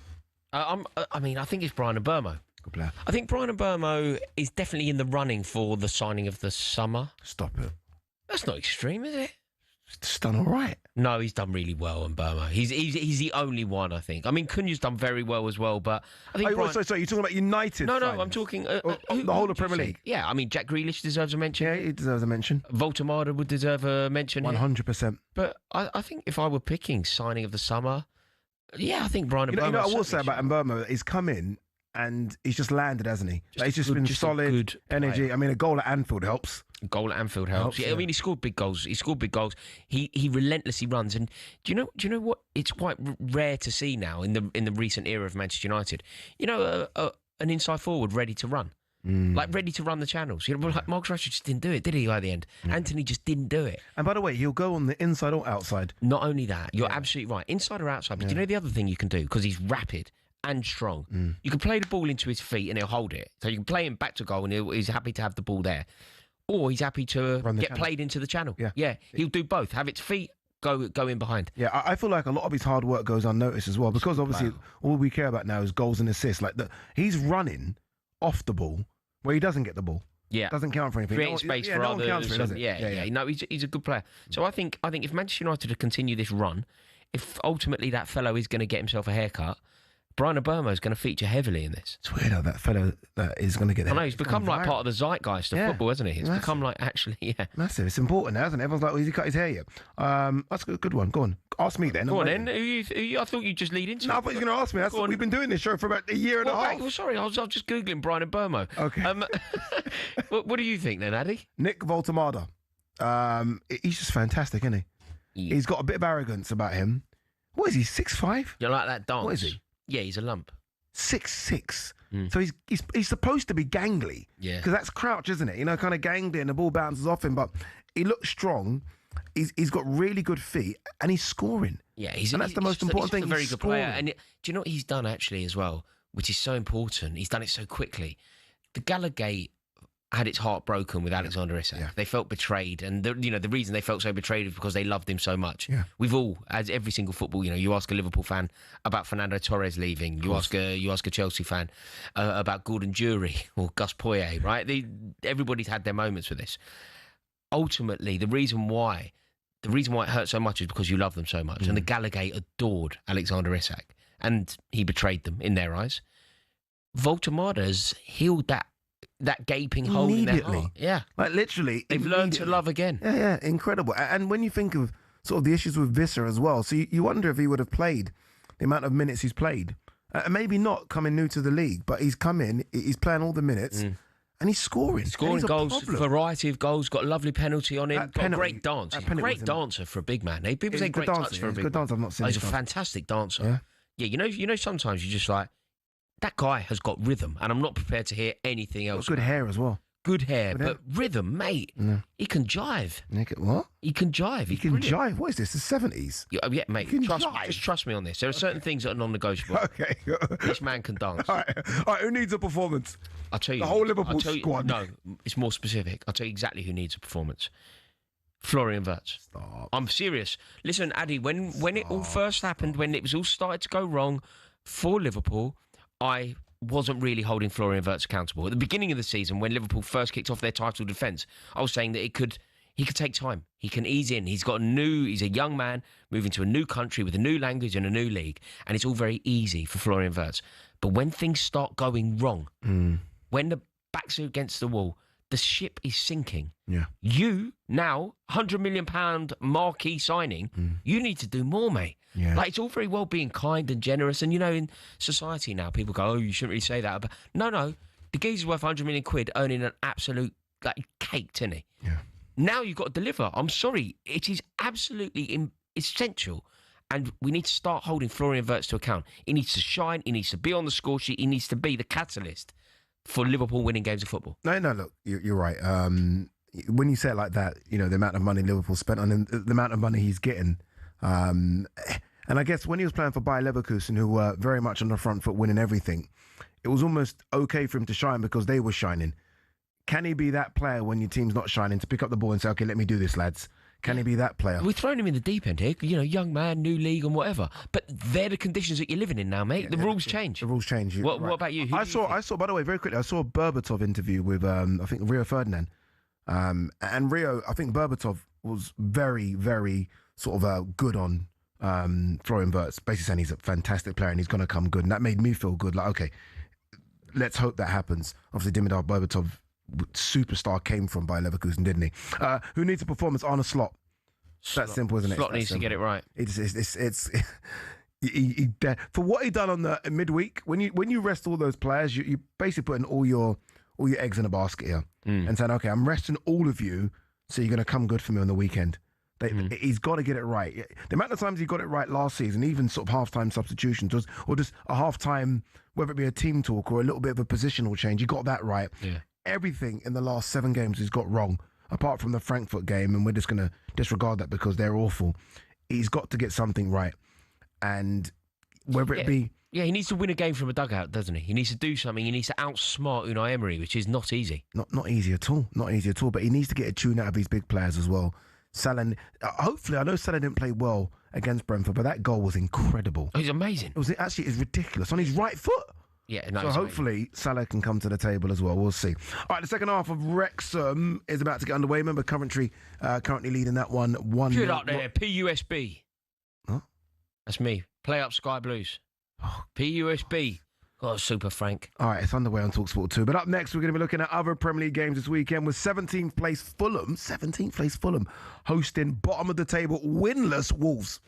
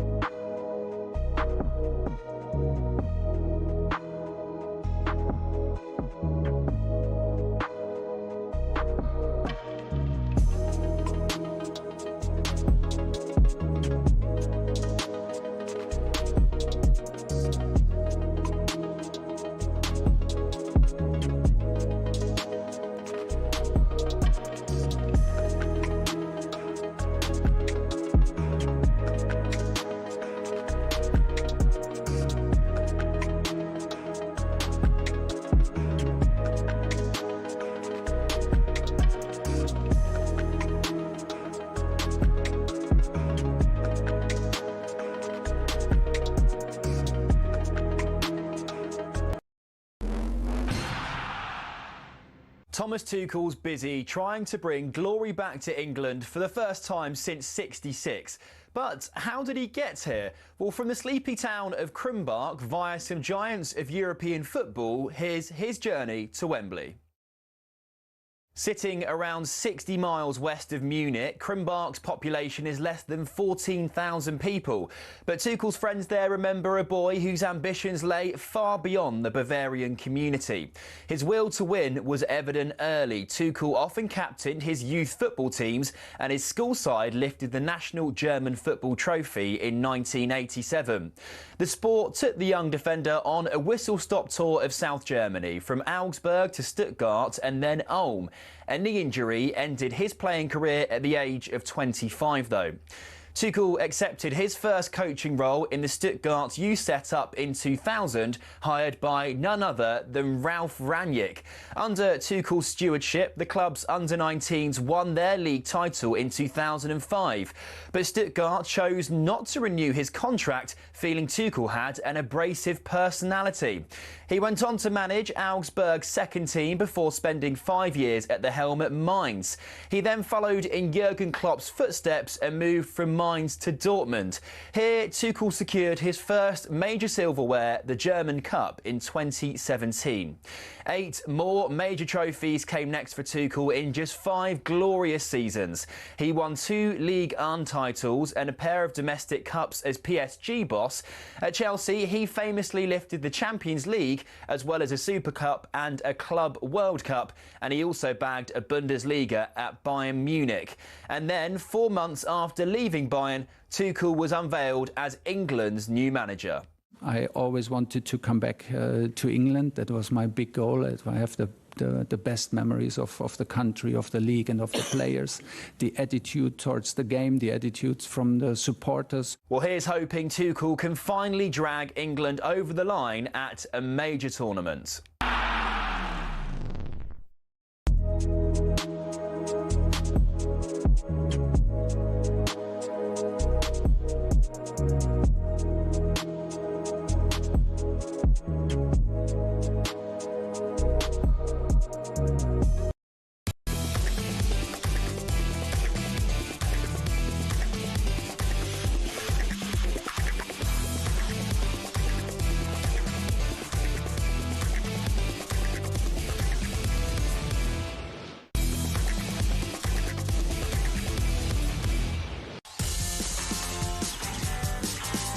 It is going absolutely crazy at Kenilworth Road. This FA Cup first round tie between Luton Town and Forest Green Rovers has taken another turn. The Moose, what's going on? 10 minutes to go, 6th goal, Luton Town 3, Forest Green Rovers 3. The non-league side, like them or not, have come from 3 down here in the blink of an eye to level at 3-3, and Robbie Savage has been booked. This goal all about on the break. It was played in by Whitwell eventually, a little dig into the penalty area. A flicked header, only cleared as far as another substitute, Aidan Deutsch, around 12 yards out, and he buried the equaliser. Phenomenal stuff here. It's League One Luton 3, National League Forest Green Rovers 3. Extra time is beckoning. Can't believe, well, I can believe it. I said it's going to happen. But I can't believe it. Okay. You called it. Called it. Even 3-1, I called it. Just don't know, do you? You just don't know what's going to happen with a new manager. I mean, obviously, Jack Wilshere has all the talent in the world, right? We hope he's going to go all the way to the top, but he's still very, very new at this. Still very, very new. All right, let's talk about 2 teams that are struggling at the foot of the table. One, I guess, no surprise. The other, maybe. I think we're shocked that Fulham are there. Not shocked that Wolves are there. Although I will say this, Wolves not winning a game and they play 9 does shock me massively. Does it? When you not winning a game of football? Yeah, I suppose maybe the extreme, the fact that it's gone this badly, but I don't think it's any real surprise. You think about where they were last year, you think about how average they were last year, and then you think about the players that left. Like, Cunha kept them up, really, didn't he? Yeah. They lost Cunha, they lost Aït-Nouri, and now they're struggling. They haven't replaced those players. They can't really replace players of that quality. And now they are in a terrible situation. I think it's got to the stage now where basically everybody thinks Wolverhampton Wanderers go down. Yeah. And the journey that they've been on, the journey that that at one point saw them going on a European run when we genuinely believed Close that to they a could win quarter-final European berth, remember silverware. that, yeah. It's looking like it's coming to an end. I saw Pereira angry, arguing with his own supporters. And you can understand why they're so annoyed. You can understand why he felt like he wasn't necessarily given the respect that he deserves. But it feels like a club that's in turmoil. I don't really see a way out of it for them, do you? No, I can't. They don't score. They only scored 7. They've conceded 19. I mean, so they're not scoring goals and they're conceding goals. Like normally you feel like, okay, as long as they can be sort of stingy at the back, you kind of got a chance if you can keep a clean sheet. They can't keep clean sheets. No. So they've lost, as you say, their best attacker and just their playmaker. He was everything for them. Cunha, they lost one of their best defenders in Nori. So what have they got? Yeah, I know. And obviously you brought up Fulham, but again, I don't think it's that surprising. No, this is surprising. This for me is surprising. Why? For Fulham because they've got a manager in Marco Silva. Like earlier in the show, you kind of read out all the top managers, and you said Glasner, you said Iraola. There was a time when he was in the league just below that Silva. Like I felt like everyone was really praising Silva and thinking, okay, he's got it right now. He's finally at a club where it's stable, stability, and he's kind of got it right. But something's gone wrong there for me with Fulham. I'm not quite sure what it is. I just don't think that they've done enough in the transfer market. I don't think they were busy enough. I think that they signed the players that they signed that are good were signed a long time ago. You look at their star men. They haven't really improved. They haven't elevated. They haven't added to the likes of Iwobi who landed there. Yeah. Smith Rowe who landed there. Adama Traore who landed there. There isn't enough. There isn't enough invention, enough investment.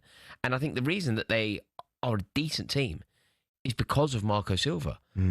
But there's only so much he can do. Like they're just not spending any money. Yeah. You look at the rate, and I know I'm using an extreme example here, but Alexander Isak alone cost more money than Fulham spent, obviously by a mile. That's one player that has joined the champions. So Liverpool were already miles away from Fulham, and then they've gone and outspent them massively. Ultimately, Fulham are going to be left behind. Yeah, this is the Fulham side as well that finished 11th last season. So you're right. I mean, they've gone backwards. And if you're in that bracket where you finish 11th, 12th, then you're not too far away from the teams that finish 14th or 15th. You've got to bridge the gap somehow. And they've almost gone backwards with it. Let's stick with Fulham because they posted a very random video, I thought, on their X account from their midfielder, Sander Berg. Fulham fans, hope to see you Saturday at the Cottage. We need your support as always. Buy your tickets if you haven't got one already. I can't believe that. Buy your tickets if you haven't got one. I don't think I've ever seen that from a Premier League side in my life. No. Have you ever? No, I'm serious. Have you ever seen a Premier League, a midfielder being rolled out to say buy tickets? No, I've never seen it. Ever? Ever? No. But it's because they haven't really got support, Fulham. I find that they don't really have any like they've got a very committed few thousand, and then they rely on Chelsea if you can't get in. Yeah, basically, yeah. The problem is the price of the tickets. Let's be honest. Some tickets in the Riverside Stand are 105 quid for adults, £80 for young adults, 18 to 21 years of age, £80 for seniors. Yeah. 65 plus seniors are playing 80 quid. Putney restricted view, 18 to 21 year olds, 52 quid. Who's going to pay 105 quid to watch Wolves? No. Very few. Very few. 105 quid to watch Wolves. No, it's a crazy mentality, isn't it? If you're a club struggling to sell tickets, surely the PR around it doesn't go, let's wheel out our starting central midfielder and ask him to. But like that isn't the way. You know what it is? I understood it until the last second. Can we play it again? Can we play it again, please? Is it possible? I understood the last second, but it's the bit like when he says, "Come on, support the club." I get, but it's the other bit. Let's play it again, please. Fulham fans, hope to see you Saturday at the Cottage. We need your support as always. Buy your tickets if you haven't got one already. See, the first bit is fine. Come. Support the club. It's a big game. We're 17. You get all that, don't you? It's the bit at the end, like buy your tickets. Yeah. Also, I don't think that's what you want to do. If what you want your stadium to be is packed full of fans who want to be there, like the player doesn't want to do that. You could see by his face that absolutely not. He doesn't want to do it. So you risk upsetting the player. I don't think that the fans want to see that. And then I don't understand how every club now has got a social media team, right? Every club's got a fancy social media. I don't know how you don't get your social media team to kind of create something a bit different. Surely as well. Do you know what? I'm not a marketing expert here, but surely all you do if you want to fill the ground, rather than getting Sanderberg to beg people to go to the ground, surely all you do is price it to sell out. People want to watch Premier League football. People would love a day out at Craven Cottage, one of the best stadiums in the country, one of the oldest, well, the oldest London club. It's also probably the best day out that you can have. It's a really nice day out. You have a lovely booze up down the river. It's a nice. You can go nice for a walk after the game. It's beautiful. Yeah, agreed. It's not difficult to sell that stadium out. You just price it to sell out. What you don't do is price it at 80 quid tickets for seniors, and then you're perplexed that it isn't selling out. And if you want noise, simple economics. If you want noise in there, and it's ultimately the young kids that create the noise, 18 to 21-year-olds, asking them to pay £80 is ridiculous. If you really want to make a racket, young people invariably make a racket. 100%. Do 18 or 16 to 25-year-olds, do them for a tenner, and the stadium will suddenly become more alive, more electrifying. Tenner's a bit cheap to me. Not if you want to price it to sell out. They haven't got a core support. Yeah. So you have to price it. You have to attract fans. Look, if you're in the borough of Fulham, if you're growing up around that area, you're going to be a Chelsea fan, really, aren't you? You're going to want to be anyway. Mm. So they have to somehow woo fans in. Yeah. What do you think, Fulham Wolves? I think Fulham beat them. I think Wolves are in dire straits. Should do. Yeah, they should do. 1-1, by the way, in the game between Wrexham and your best friend, Lampard's Coventry. Who's that, Kiefer Moore? I think it was Kiefer Moore, wasn't it? No. Look at those. It is Kiefer Moore, big Kiefer Moore. Look at him, giant of a man. What a shame. He's massive, isn't he? It's all right. Coventry will bounce back. We got it in us. PUSB. All right, our very own Ollie Klink hosts Inside the Toon, the new show all about Newcastle United. Joining him in the Sunday edition. It is the Sunday edition hosts Sean Custis, talksport.com's Jack Cunningham and Adam Clary from the Adam Clary football channel. Inside the Toon is available on the TalkSport YouTube channel and the TalkSport Newcastle channel as well. All right, let's get an update as to what's going on. FA Cup first round, goals galore in that one. Not long to go in it. Remember, it is 3-3 at the moment. Luton Town versus Forest Green Rovers. Anyone had any close chances, the Moose? Yes, Forest Green Rovers, Luton 3, Forest Green Rovers 3, absolutely astonishing, and it could have been 4-3 up the non-league side as well. Ball played in from a corner from the right-hand side, header across goal, off the crossbar. Keeley couldn't quite get it. 6 added minutes to play, and then there was another opportunity for Tom Knowles, who's already scored, but he absolutely snatched at a shot from about 15 yards out and sends it blazing away into the stand behind the goal. I tell you what, Luton will absolutely take extra time now, because they have been absolutely ravished in the last 20 minutes or so here. It's Luton 3, Forest Green Rovers 3, into 6 minutes before we go to extra time. I feel like there's going to be some more goals there, whether or not it goes to extra time or not. Let's run through some of the games. Let's start on Sunday. West Ham United take on Newcastle. Obviously, very, very difficult job, this one, for Nuno Espirito Santo. I saw him the other day. I was at an award show. I was at an award show. He was right on the table next to me with Chris Hughton. How was he? Wonderful. Yeah? I gave a speech, like a very moving speech about his family, and basically even spoke about this job, like he's got a tough challenge coming up. And I mean, everyone was kind of applauding him, like, for the speech. Big man as well. Yeah, like really, really tall keeper, man. Wasn't he? He's a keeper. Oh, is that what? Okay, very, very tall man. But this is a tough game. This room. Newcastle coming in off the back of a good midweek result. West Ham have been struggling all season. I don't know if he can turn it around, but this is where it starts, isn't it? You've got to pick up something against Newcastle at home. You've got to get something from your home games. They absolutely must, but they won't. They absolutely, desperately need to get something out of this game. You're completely correct. But ultimately, I'm just not convinced that they have it in them. You know, when you think the way that it is at West Ham, I think West Ham United, incredibly impassioned fans, which can be, generally speaking... Rory Jennings. No way. Hold it. Yes, way. There's been another goal in the game between Luton and Forest Green. Take it away, sir. Surely this has to be the winner of this cup tie. League One Luton 4, Forest Green Rovers of the National League 3. Gideon Kadua won an FA Youth Cup as captain of West Ham against a team coached by Jack Wilshere. Arsenal at the Emirates 2.5 years ago, when he's just saved Wilshere's blushes here. It was a fine finish as well inside the penalty area. Nice little ball from Jerry Yates, and he's fired it home from 10 yards out. The man who inflicted a horrible defeat on Jack Wilshere has just saved Jack Wilshere. It's Luton 4, Forest Green Rovers 3, but we've still got 4 minutes of time to go. Good. Did I say before that there would be more goals before extra time? I think I said that. You did. There's going to be one more goal. I guarantee you there's going to be one more goal. But look, yeah, back to that. West Ham have to win, but you're right, Newcastle on a good run of form. This West Ham team, they're so poor. Yeah. Like I think Nuno Espirito Santo is a good manager. I don't necessarily think his principles will work. I think he's made a mistake going there. Yeah, and I don't think his principles will work for West Ham. But ultimately, the damage from West Ham has been done by the ownership. The damage has been done by terrible appointments, lack of ambition, off the back of winning that European trophy that they won. It felt like the club were on the up. It felt like they were moving in the right direction, but they were unambitious. They didn't spend the money in the right way. And when you look at their players now, when you look at their team, like I saw them lining up against Leeds United. I'm thinking, how is this their team still? Like, how is Thomas Souček still starting for West Ham United? Yeah. Like, how have they got into a situation where they just look so average? Like, they are just and so you worry average. for the big players they've got, like Jared Bowen. Is he? I know he's captain, but is he going to want to stay there? Paquetá's been linked with United in the January. Well, Paquetá's gone off the. He's a very good player. He's gone off the boil completely. But he's gone off the boil completely. Jared Bowen feels like completely isolated and on his own, and it's looking perilous for them. Very quickly. Score prediction. I think Newcastle United win convincingly. Go on. 2-0. Okay. All right, still more Premier League games to look ahead to this weekend, including second place Bournemouth and fourth place Sunderland.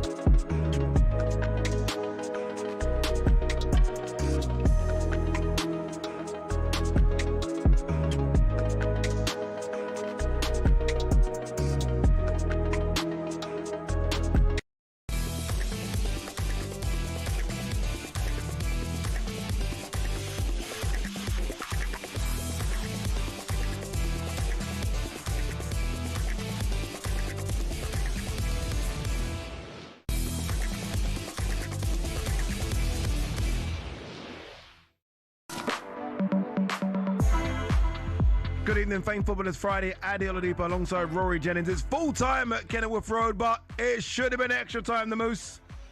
What a game. Luton of League One 4, National League Forest Green Rovers 3. But forever, however long he plays football, Aidan Dawlish will say, I wonder how I missed that chance. 4-3 down, ball in, keeper heads it down, and he's 7 yards out. Nothing in front of him except the keeper, and somehow he skews it wide. He'd already scored, by the way, to make it 3-3 after 2 goals by Naki Wells and 1 Lamine Fame had put Luton 3-0 up. A McAllister penalty and a Knowles effort as well have made it 3-3 for Forest Green before Luton sub Gideon Kadua, who once helped inflict an embarrassing academy defeat on Jack Wilshere when at West Ham, and they won 5-1 in the FA Youth Cup final, went on to grab the winner 2 minutes into added on time after the 90 had been played. An astonishing game of football in the end. Savage and Wilshere embraced. Everybody here is just trying to catch their breath. It finished Luton 4, Forest Green Rovers 3. There's a good game going on as well right now in the Championship. It is now Wrexham 2. Frank Lampard's Coventry 1. Kiefer Moore again. You can listen to that game right now over on talkSPORT 2. Mr. Jennings isn't happy about that one. All right, let's go quickly through the games, the other Premier League games that I haven't spoken about. Man City versus Bournemouth. What a game that is, by the way. What a game that is. What a game that is. What a game. Can you believe it? Like, Antonio Iraola is just the governor, isn't he? Yeah. How has he done this? How has he put us in a position where we are discussing Bournemouth versus Man City as some sort of like Goliath clash? How's he done this? Bear in mind he lost his whole back 5 from last season. And they've got better. Yeah. And in Semenyo they have one of, if not the informed player in the league. Agreed. Him and Haaland, fantastic. Yeah. Go on, scoreline very quickly, go on. I think Man City just have to win. Man City find a way. Their power finds a way. Man City win the game. It's tight 2-1. Yeah, because they're at home, I'm going to go for that one as well. Sunderland versus Everton. Sunderland flying high in the Premier League, doing really, really well. Everton, stop, start, but doing a lot better than they did last season. This game live on talkSPORT Monday, 8 p.m. Sunderland, maybe? Are they favourites because they're at home? Yeah, maybe they are. No, I don't think they're... Are they favourites for this game, do you think? Well, I mean, it's 4th versus 14th. Like, if you just based it on that alone, that logic alone. And the fourth place team are at home. Yeah, that's what I've done. I mean, I know, obviously, experienced Premier League side in Everton, but ultimately, Sunderland are playing really good football. Can't deny Look, Sunderland are an excellent team. I just think Jack Grealish and the nous and football knowledge of David Moyes is an equaliser here. Yeah. But look, I think Sunderland are a breath of fresh air. Like they were well worth their victory against us last week. Regis Labrie is unreal, and I think the signing of Granit Xhaka, like what Granit Xhaka has become for this Sunderland team, it's a truly inspired approach. They were ambitious. They spent money. They were everything that we've spoken about today when we've spoken about Wolverhampton Wanderers and we said there was a lack of ambition. We've spoken about Fulham and it feels like there's a lack of ambition. Sunderland have gone the other way. Yeah, they've got someone in that knows the league and is almost an enforcer / captain. He does a bit of everything, doesn't he? Go on, scoreline quickly. I think Sunderland win it. Sunderland win it 2-1. You know, when you said Xhaka's doing that for Sunderland, I actually think Jordan Henderson's doing something similar for Brentford. Yeah. I just watched him against Liverpool and I was just thinking, wouldn't mind him in our side at the moment. Crystal Palace versus Brentford. Brentford go to Selhurst Park. Crystal Palace, just fantastic at the moment. Taking a Brentford side who we all said at the start of the season would go down. Yeah. We all got it wrong, for now anyway, at least. We got it wrong. I don't think they will go down. Palace versus Brentford. Palace versus Brentford is so tough because Brentford are so... It's a derby. I mean, it's a derby in some sort in of terms of miles. It's a very mild. No one cares about this as a derby. Yeah, it's not. It doesn't come with the connotations of what derby means. Derby means intense hostility, and it certainly isn't that. Yeah. But I think Palace will win. This is half and half scarves, isn't it? Yeah, Palace will win, won't they? Palace will get the job done. Glasner's an excellent manager. He will find a way to make sure that they win this game. Yeah, they've been doing. What do you think? Well. Yeah, I mean, anyone that Palace plays at home, I think Palace will beat. If I'm honest with you, there's something about Palace now that I just feel like they're getting it right. The whole squad just looks fantastic, big as well, big and stronger by the way as well. You know, we speak about Arsenal's size of Arsenal's players. Palace are very similar, you know. And the guy leading the line, Mateta, I think goes under the radar as one of the best number 9s in the league. Brighton versus Leeds. Two teams that have struggled a little bit this season. Like Leeds we expected. Brighton I maybe expected a bit more from. What are you expecting in this one? Yeah, I think Brighton have surprised me a touch because usually they're more resilient, aren't they? Yeah. The one thing that you expect from Brighton is just like an ability to find a way. It's a mixed bag of games. Like they've won 3, they've lost 3, they've drawn 3. There's no consistency. Yeah, and it's just gone a little bit wrong for them. It's gone a little bit. I feel like Leeds United will be looking at this thinking that they could do something. Get at them. Yeah, I feel like Leeds United. If Leeds United are to survive, they're going to have to pick up some points on the road. Brighton away is probably one of the most likely places that you can pick up points if you're Leeds United. Don't shoot me down when I ask this question. I know you give me their weird looks. I'm just asking a question, yeah? Before you go mad. Harry Kane's clearly number 1, right? How far is Welbeck from getting spoken about into this England squad because of the lack of strikers England have? You're going to get a reaction from me that you didn't expect if you thought that I was going to shoot you down here. Okay. I was nervous because you know what you're like, Rory. No, Give me the eyes. I couldn't agree more. Yeah. I couldn't agree more. Danny Welbeck's a better player than Ollie Watkins, and I don't really see that as controversial. If I was picking the England team, Danny Welbeck is in it ahead of Ollie Watkins. The issue for Welbeck is not about talent; it's about injury record. But I would always if you think about the players that England can choose from up front, I think that Danny Welbeck is undoubtedly on the plane. I think he's an excellent professional. I think he's done it at the top level. That's what it is. Goals for that bit I like, the professional bit. He's a top-class professional footballer. Yeah, like 100%. top class. He's done it everywhere he's gone. Every single set of supporters that have ever watched him play football rate him. Talk to a Man United fan and ask them what they think of Welbeck. They love him. Talk to an Arsenal fan. Rate him highly. Brighton love him. He's a good, honest, professional footballer, capable of scoring goals in the biggest games. You think of the goals that he was scoring for Manchester United, Champions League goals and whatever else. Crazy, isn't it? Because even his time at Brighton, you thought like it was just going to fizzle out.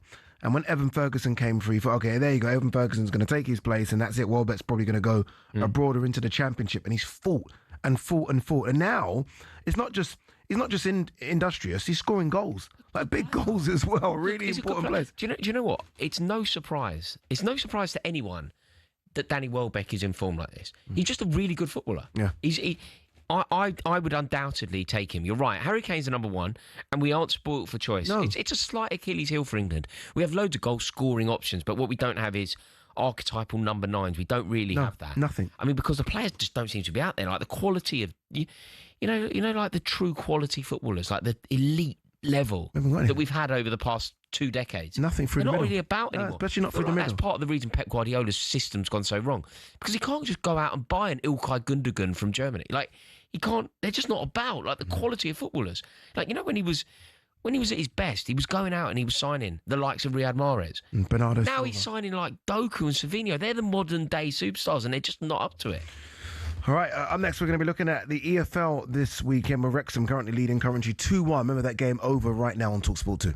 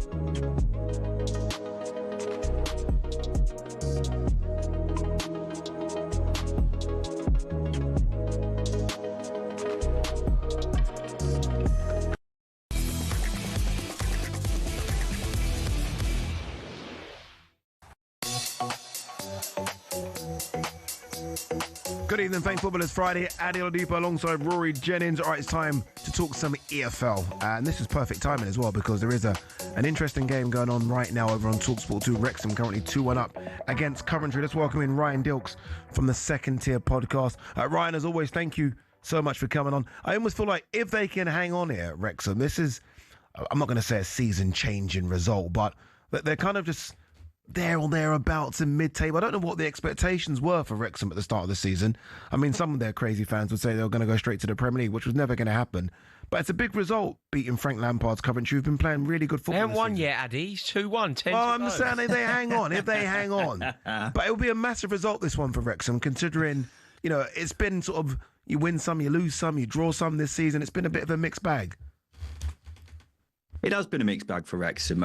You're right. It's hard to say what the expectations were for Wrexham, considering obviously they've been very used to getting promoted in recent years. So it must have been a bit underwhelming for the fans heading into this game to have been 16th. But yeah, I don't think it would be necessarily a load of rubbish saying it would be a season-changing result, because they have been a bit underwhelming so far of Wrexham. They've been tight at the back, not showing very much going forwards, but in this game against Coventry, they've been the better side, actually. So, yeah, it would be a cracking result, and, certainly one from a Coventry perspective that I don't think many people saw coming. We always look at the teams that come down from the Premier League into the Championship. Leicester came down last season, and they've struggled. They haven't won in their last three. They've taken a Blackburn side that are really struggling.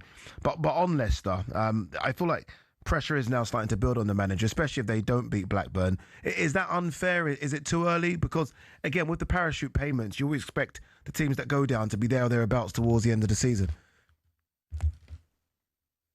Yeah, Wrexham are a bit of a funny one because, in all honesty, I've seen them a lot this season, lads, and they haven't been very good. Even though they were third just a matter of weeks ago, I was looking at the table thinking, how are they third? Because Abdul Fataru, who's their main man, who you guys might not be too familiar with because he got injured. He did his ACL when he was in the Premier League last season, so he didn't play that much. But he's by far their best player. But their tactic seems to be, literally, let's just give it to him and see if he can do something. And if he doesn't do something, then they haven't got much else. So, yeah, I haven't been too impressed with Leicester. It's 1 win and 8, and they've got a points deduction still on the cards. So with the direction that results are going in, it feels like this is coming, and this may be a sign of more things to come with Leicester because they have been so poor so far. As far as whether Marty Cifuentes, the manager, is under pressure, yeah, maybe, because they have been playing really poorly, and similar to Wrexham, really, Leicester fans have obviously had pretty high expectations over the years, considering what they've been doing prior to the last 2 or 3 seasons. So, yeah, it wouldn't be a surprise at all if Marty Cifuentes would come under a bit of pressure. Ryan, Kiefer Moore's having one of these London buses moments. I mean, you wait, and all of a sudden they're coming along in droves. I mean, he's just scored a hat-trick here, and Rory was saying, Ade, take it easy, the game isn't over. The game's over now, Ryan. This is an incredible result. And for Kiefer Moore as well, this is a big moment for him.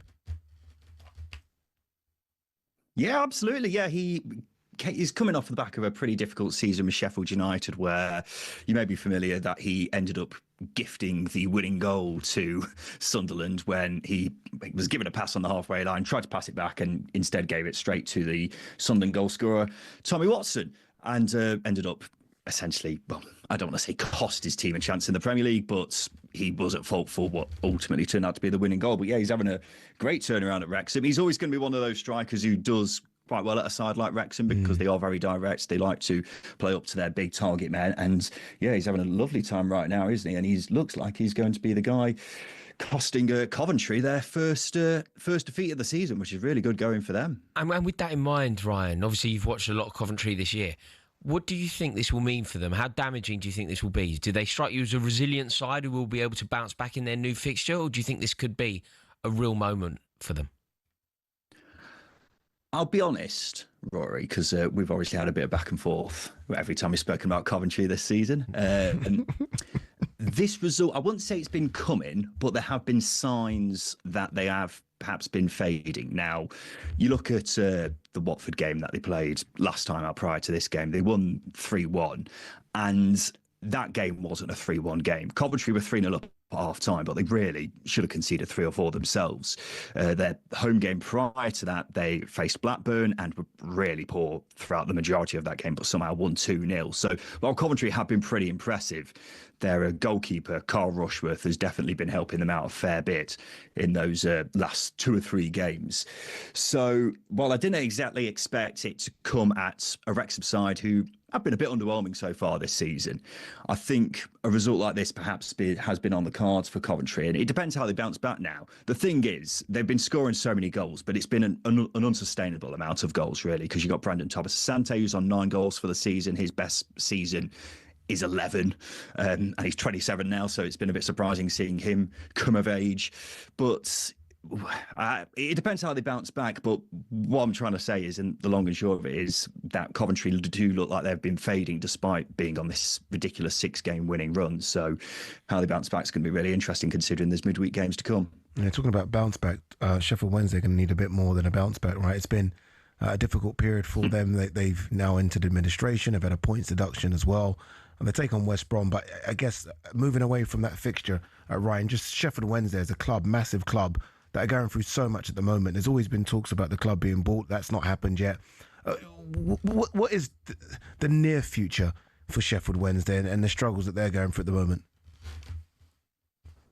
Well, it's strange because obviously in the EFL we've had a fair few clubs over the years go through administration. I know that very well, being a Derby fan.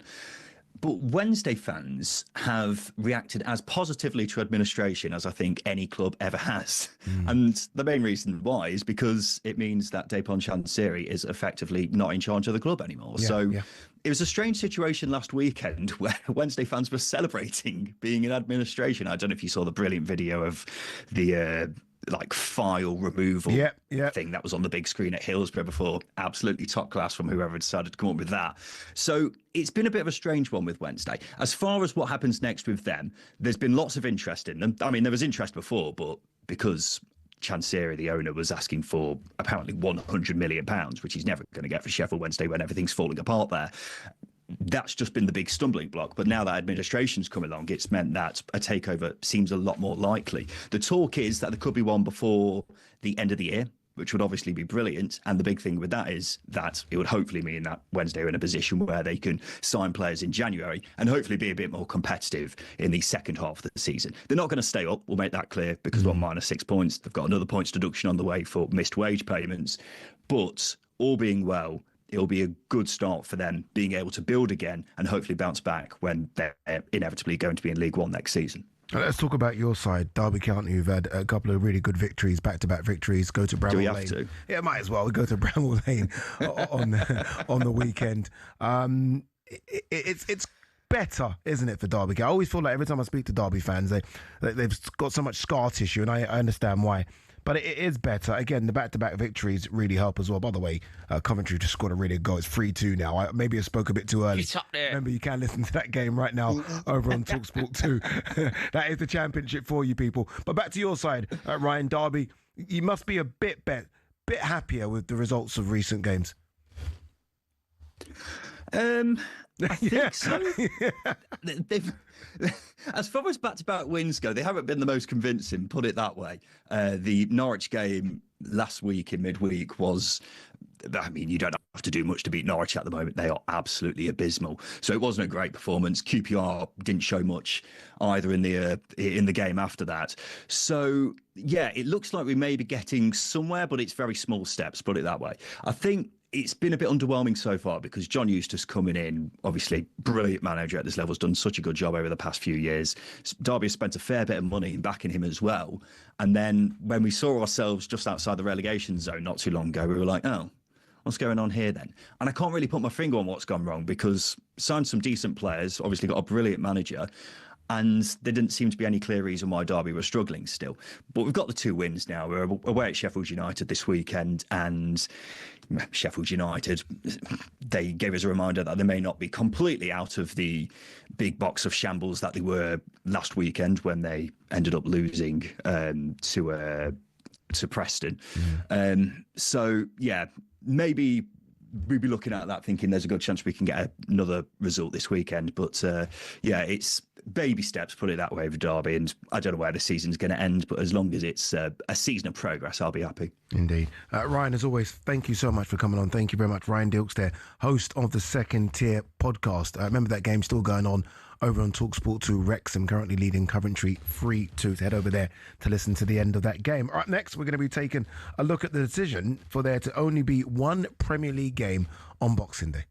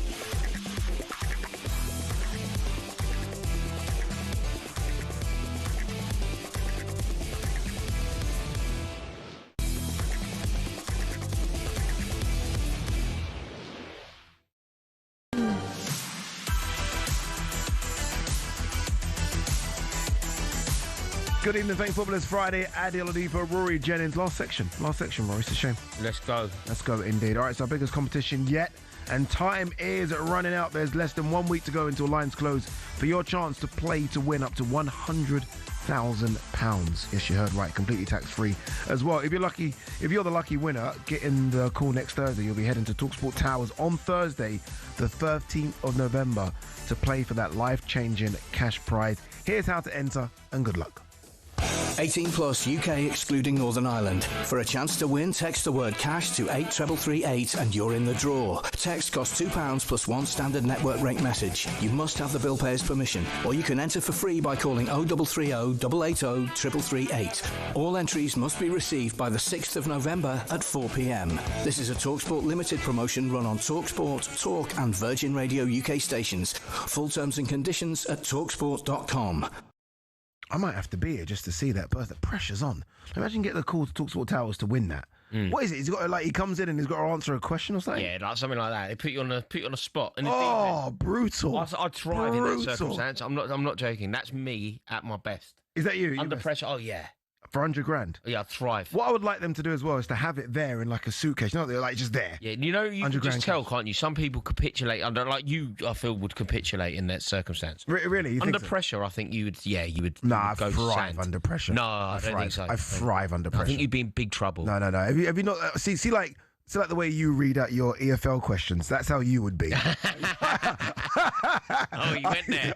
You went there. He's gone there. He's gone there. Yeah, I would thrive. All right, let's talk about the expansion of European football, which means basically there's only one Boxing Day fixture this year, which is a tradition, right? The 26th of December. I know like fans and new managers to the league like to complain about it, but it is tradition. Boxing Day football is a tradition, like where we see every team play, and all of a sudden, because of these new European clubs, European competitions, the Conference League, obviously the Europa League's got bigger as well.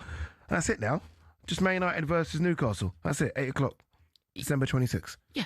And again, it's just more erosion of all the things that we love about football, isn't it? Yeah. It's more erosion of what football is supposed to be and what football is supposed to represent.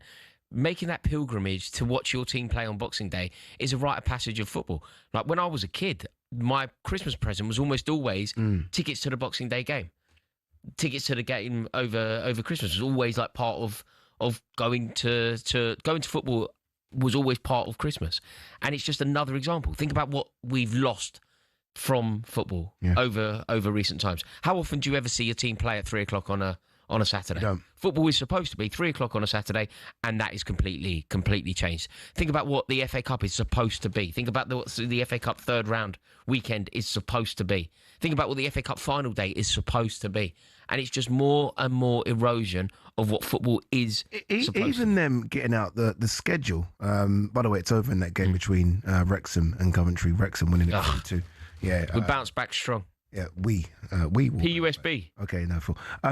Even in terms of the Premier League bringing out the fixture for that Christmas period has taken so long. And you wonder, like, why that is. Like, why has it taken so long? Obviously, the Premier League have blamed on complexities and obviously European fixtures and league fixtures. I think they're trying to say as well that it's player welfare. I think they're trying to pretend that player welfare is at the forefront of their thinking, which it obviously isn't. Why isn't it obviously isn't? When because so many managers have complained about it, surely they must be thinking about it. But if they really want to do something about that, if they really want to make players play less games, if they really want to prioritise players and insulate them from being overworked, there are ways of doing that which don't affect the Boxing Day schedule. Yeah, but there's always been a complaint, and I think Jurgen Klopp was one of the biggest or the most vocal about it, that this Christmas period is too much. He was always complaining about it, like in the Bundesliga you get a Christmas break, like why don't... Yeah, but that's to do with weather. That's not to do with anything other than weather.